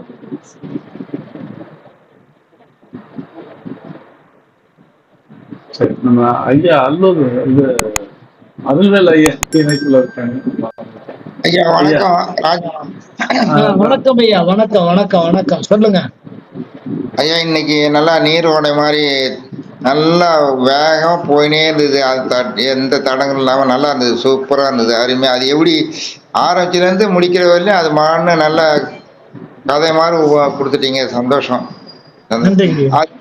அதோட அவரு ஸ்டார் அகாடமி சீனிவாச ஐயாவுக்கும் ரொம்ப நன்றி, வணக்கம். இது ஒரு முக்கியமான விஷயம் என்னடானாக்கா, அவரு நான் நிறைய தடவை ஞாபகப்படுத்திட்டேன். கேள்வி கேளுங்க, நேரம் நெருங்கிட்டு இருக்கு, கேள்வி கேளுங்க. ஒரு சின்ன விஷயம் நீங்க சொன்ன கருத்தா ஞாபகம் ஊட்டும் விதமா நான் நிறைய தடவை அவர்கிட்ட சொல்லியிருக்கேன் ஐயா கிட்ட. இந்த 100வது இது முடிஞ்ச உடனே இது ஒரு புக்கா போடுங்க, ஃபியூச்சர்ல எல்லாருக்குமே நல்லா இருக்கும். இது இந்த நடத்துறது இந்த மறந்துடுற மாதிரி ஆயிடும். ஒவ்வொரு 100 தடவை 100வது மீட்டிங்கையும் ஒரு புக்கா அதை போடுங்க, எல்லாருக்கும் ஒரு பயனுள்ளதா இருக்கும். எதிர்காலத்துல நல்ல நல்ல கருத்துக்கள்லாம் பேசியிருக்காங்க, அதெல்லாம் அப்புறம் வெளியில வராம போயிடும் அப்படின்னு ஐயா கிட்ட ஒரு இது வேண்டுகோள் வச்சிருந்தேன். நிறைய தடவை சொல்லியிருக்கேன் அவர்கிட்ட. அந்த வேண்டுகோள் பரிசீலனை இருக்கு. அது சாதாரண காரியம் இல்ல, மிகப்பெரிய காரியம். ஒரு 100 செஷனை தொகுப்பு பெரிய காரியம். அது பண்றதுக்கான ஏற்பாடு நடந்துட்டு இருக்கு. இருந்தாலும் நீங்க இந்த விஷயங்கள் எல்லாத்தையும் யூடியூப் வீடியோலையும் பார்த்துக்கலாம். அதான் ஐயா, யூடியூப்ல பாக்குறது சரிதான், இருந்தாலும் திருப்பி பாக்குறதுக்கு கொஞ்சம் கஷ்டமா தானே இருக்கு. சரிங்க ஐயா, சந்தோஷம் ஐயா. புக்கு வடிவில போறதுக்கு ரெடி பண்ணுங்க. ரைட் ரைட், நல்லது நல்லது, நன்றி. அடுத்து அருள்வேல் ஐயா. ஐயா வணக்கம். வணக்கம் சார். வணக்கம் சார். நான் பேசுறது கேக்குதா? கேக்குதுங்க, கேக்குது. நல்லது. ரொம்ப சிறப்பான விருதுன்னு இன்னைக்கு பயனுள்ளதா இருந்துச்சுங்க சார். அதே மாதிரி நம்ம அல்லூர் ஐயா வெங்கட்ராமன் ஐயா அவர்களுக்கும் நம்ம மதுக்கரை சண்முகம் சார் அவர்களுக்கு என்னுடைய வணக்கங்கள். அதாவது 24 மணி நேரம் ஜோதிடம் தவிர மற்ற எந்த சிந்தனையும் இல்லாத பெரியவங்க, அவங்களும் இந்த வகுப்புல கலந்துக்கிட்டது ரொம்ப சந்தோஷம். அவர் நம்ம சண்முகம் சாரை பத்தி சொல்றதா இருந்தா, இப்ப ரோட்ல நடந்து போறப்ப ஒவ்வொரு வீட்டா பார்த்து இந்த குடுகுடுப்பக்கார கதை சொல்லுவான் பாருங்க, அது மாதிரி ஒவ்வொரு வீட்லயும் இருக்கிற நல்லது கெட்டதை சொல்லுவார். வெளியேருந்து பார்த்துக்கிட்டே சொல்லுவாரு. அது அந்த அளவுக்கு அற்புதமா இருக்கும். கடந்த 37-38 வருஷம் அவர் கூட நான் பயணம் செஞ்சுட்டு இருக்கிறது நான் செய்த பாக்கியம். இன்னைக்கு அவர் சொன்ன கருத்தை புரிஞ்சுக்கிட்டு இப்ப அதேமாதிரி இன்னைக்கே கூட அதை அவர் வீடியோவில் போட்டுருவாரு, யூடியூப்ல போட்டுருவாரு. திரும்ப திரும்ப கேளுங்க. அவர் சொன்ன கருத்துக்களை அசை போடணும்னு நான் உங்களை கேட்டுக்கிறேன். அதே மாதிரி 4ஆம் வீடு மட்டுமே உங்களுக்கு சுகஸ்தானம்னு நினைச்சிட வேண்டாம்.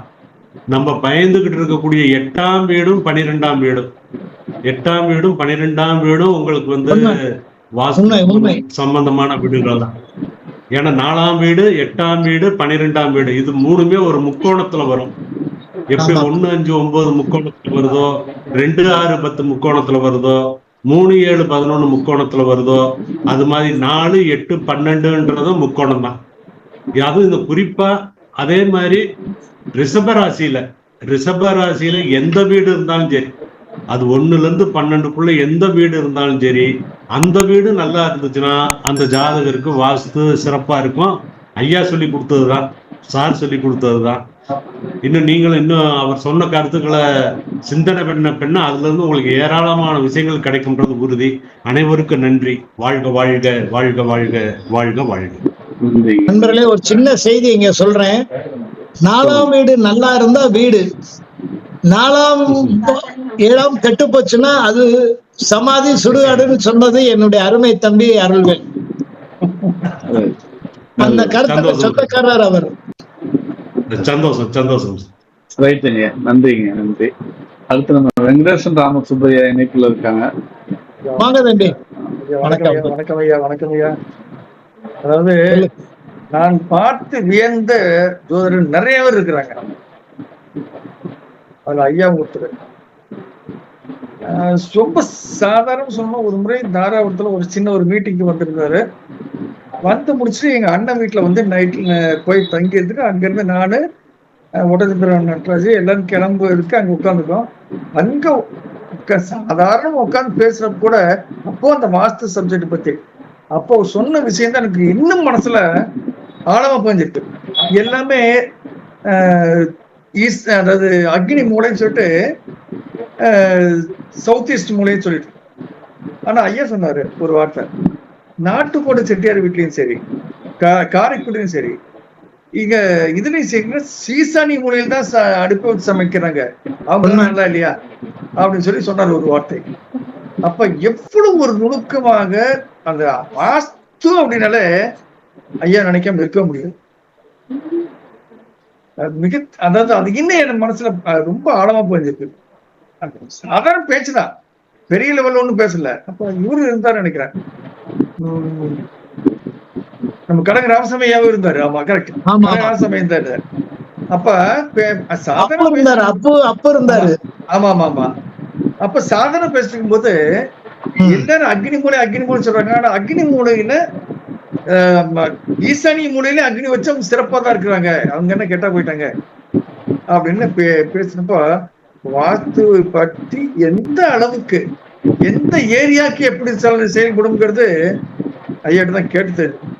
சாதாரணமா புக்ல படிக்கும் போது வாஸ்து ஈசானிய மூலையதுக்கு அதுக்கு அது போல இந்த போல, ஆனா எந்தெந்த அமைப்புல இருந்தா எப்படி இருக்கணும் அப்படிங்கிறது ஐயா தான் இருக்கணும். அடுத்தது இன்னைக்கு 4ஆம் பாவத்தை பத்தி ஆக்சுவலி சொல்லப்ப நானே அசந்துட்டேன், இவ்வளவு சொல்ல முடியுமா அப்படின்ட்டு.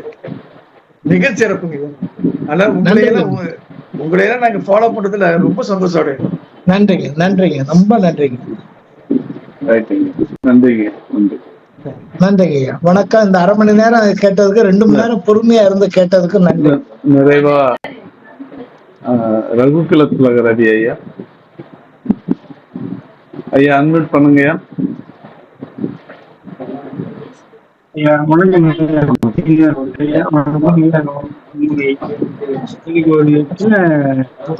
ஒரு இடம் வந்து நம்ம வாங்குறோம், அந்த இடத்துல சளி நமக்கு ஒரு இடம் வந்து வாங்கிடுறாங்க.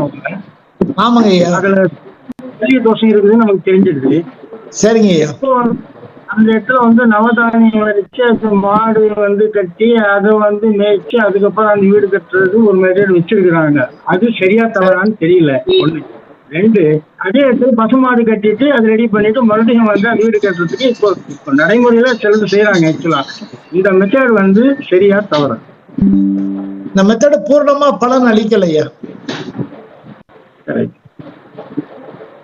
ஏன்னா அது மட்டும் இல்லாம எந்திரங்கள்லாம் வைக்கிறாங்க, அதுவும் பலன் அளிக்கணும் அப்படின்னு சொல்றேன். நீங்க நிறைய நூல் எழுதியிருக்கீங்க, எக்கச்சக்கமான நூல் எழுதியிருக்காங்க. நூலெல்லாம் படிக்கிறேன், என்னுடைய நூலகத்துல இருக்கு. உங்களை இப்ப பார்த்தது பெருமையா நினைக்கிறேன். நன்றி. இந்த கேள்விக்கு சரியான பதில் வந்து யாராலையும் சொல்ல முடியல. அந்த ஐயா கோச்சுக்காதீங்க, பரிகாரங்கள் நிறைவாவது இல்லை. ஓகே, ரொம்ப நன்றி. என்ன ஆங்கிலமா நீங்க சொல்லிட்டீங்கன்னா அதுதான் கரெக்டான பதில். அது எல்லாருக்கும் நம்ம சொல்ல முடியாது, இது சரியான பதில். சரிங்க, நன்றி. நம்ம செட்டியார் நல்லா இருக்கா? பதிப்பக செட்டியார் நல்லா இருக்காரா? இப்ப என்னுடைய நூல் ஒண்ணு வெளியிடுறாரு பதிப்பக செட்டியார். சொல்லுங்க. நன்றி ஐயா, நன்றி. அடுத்து யோகேஸ்வரலிங்கம் ஐயா. வணக்கம் ஐயா. வணக்கம் ஐயா. வணக்கம் ஐயா. மிகச் சிறப்பா இருந்ததுங்க ஐயா. நன்றி ஐயா. நீங்க 4ஆம் இடம், 7ஆம் இடம், 10ஆம் இடம் அதை பத்தி ஓப்பனிங் சொன்னீங்க. 4ஆம் இடத்துக்கு 4ஆம் இடம், 7ஆம் இடம் இது வந்து சுகப்பட்டம். 4ஆம் இடம் சுகம் பட்டணும். 4ஆம் இடத்துக்கு 4ஆம் இடம் சுகம் இருந்தா தான் இந்த 4ஆம் இடம் சுகம் பெறும். அந்த 4ஆம் இடத்துக்கு அந்த 4ஆம் இடம் சுகம் பெற்றால் தான் இந்த 7ஆம் இடம் சுகம் பெறும் அப்படின்னு அந்த கேந்திரத்தை வந்து ஒரு ட்விஸ்டா வச்சு சொன்னீங்க ஐயா. மிகச்சிறப்பா இருந்தது வகுப்பு. நன்றிங்க ஐயா, மிகச்சிறப்பு ஐயா. நன்றிங்க ஐயா. நன்றி. ஒரு 1.5 மணி நேரம் பொறுமையா கேட்டீங்க, அதுல 1/2 மணி நேரம் கலந்துரையாடினது என் மனதுக்கு நிறைவா இருக்கு உங்களோட பேசணும். ரொம்ப சிறப்பான நிகழ்ச்சி. 4ஆம் பாவமும் வாஸ்துவின் செயல்பாடும் ஒரு அருமையான ஒரு சிறப்புரை. ஐயாவுக்கு ஸ்டார் அகாடமி சாதனம் பங்கேற்ற அனைவரின் சாதனம் மீண்டும் ஒருமுறை நன்றி தெரிவித்துக் கொள்கிறோம். ஐயா நிறைவா ஏதாவது சொல்லணும்னா சொல்லுங்க, நிகழ்ச்சியை பூர்த்தி பண்ணிக்கலாம். இல்லைங்க, அதாவது இந்த சல்லிய கணக்கெல்லாம் இருக்கு, அதெல்லாம் சொல்ல முடியல. ஏன்னா இந்த குறுகிய நேரத்துல சொல்ல முடியல. அதுக்கு ஒரு வாய்ப்பு வரும்போது சொல்றேன். இன்னும் நிறைவா சில வாய்ப்புகள் வரும்போது நான் கண்டிப்பா பேசுறேங்க. நன்றி, வணக்கம். நன்றி. மீண்டும் அடுத்த வாரம் இதே போன்ற மற்றொரு ஜோதி நிகழ்ச்சி சந்திப்போம். நன்றி, வணக்கம்.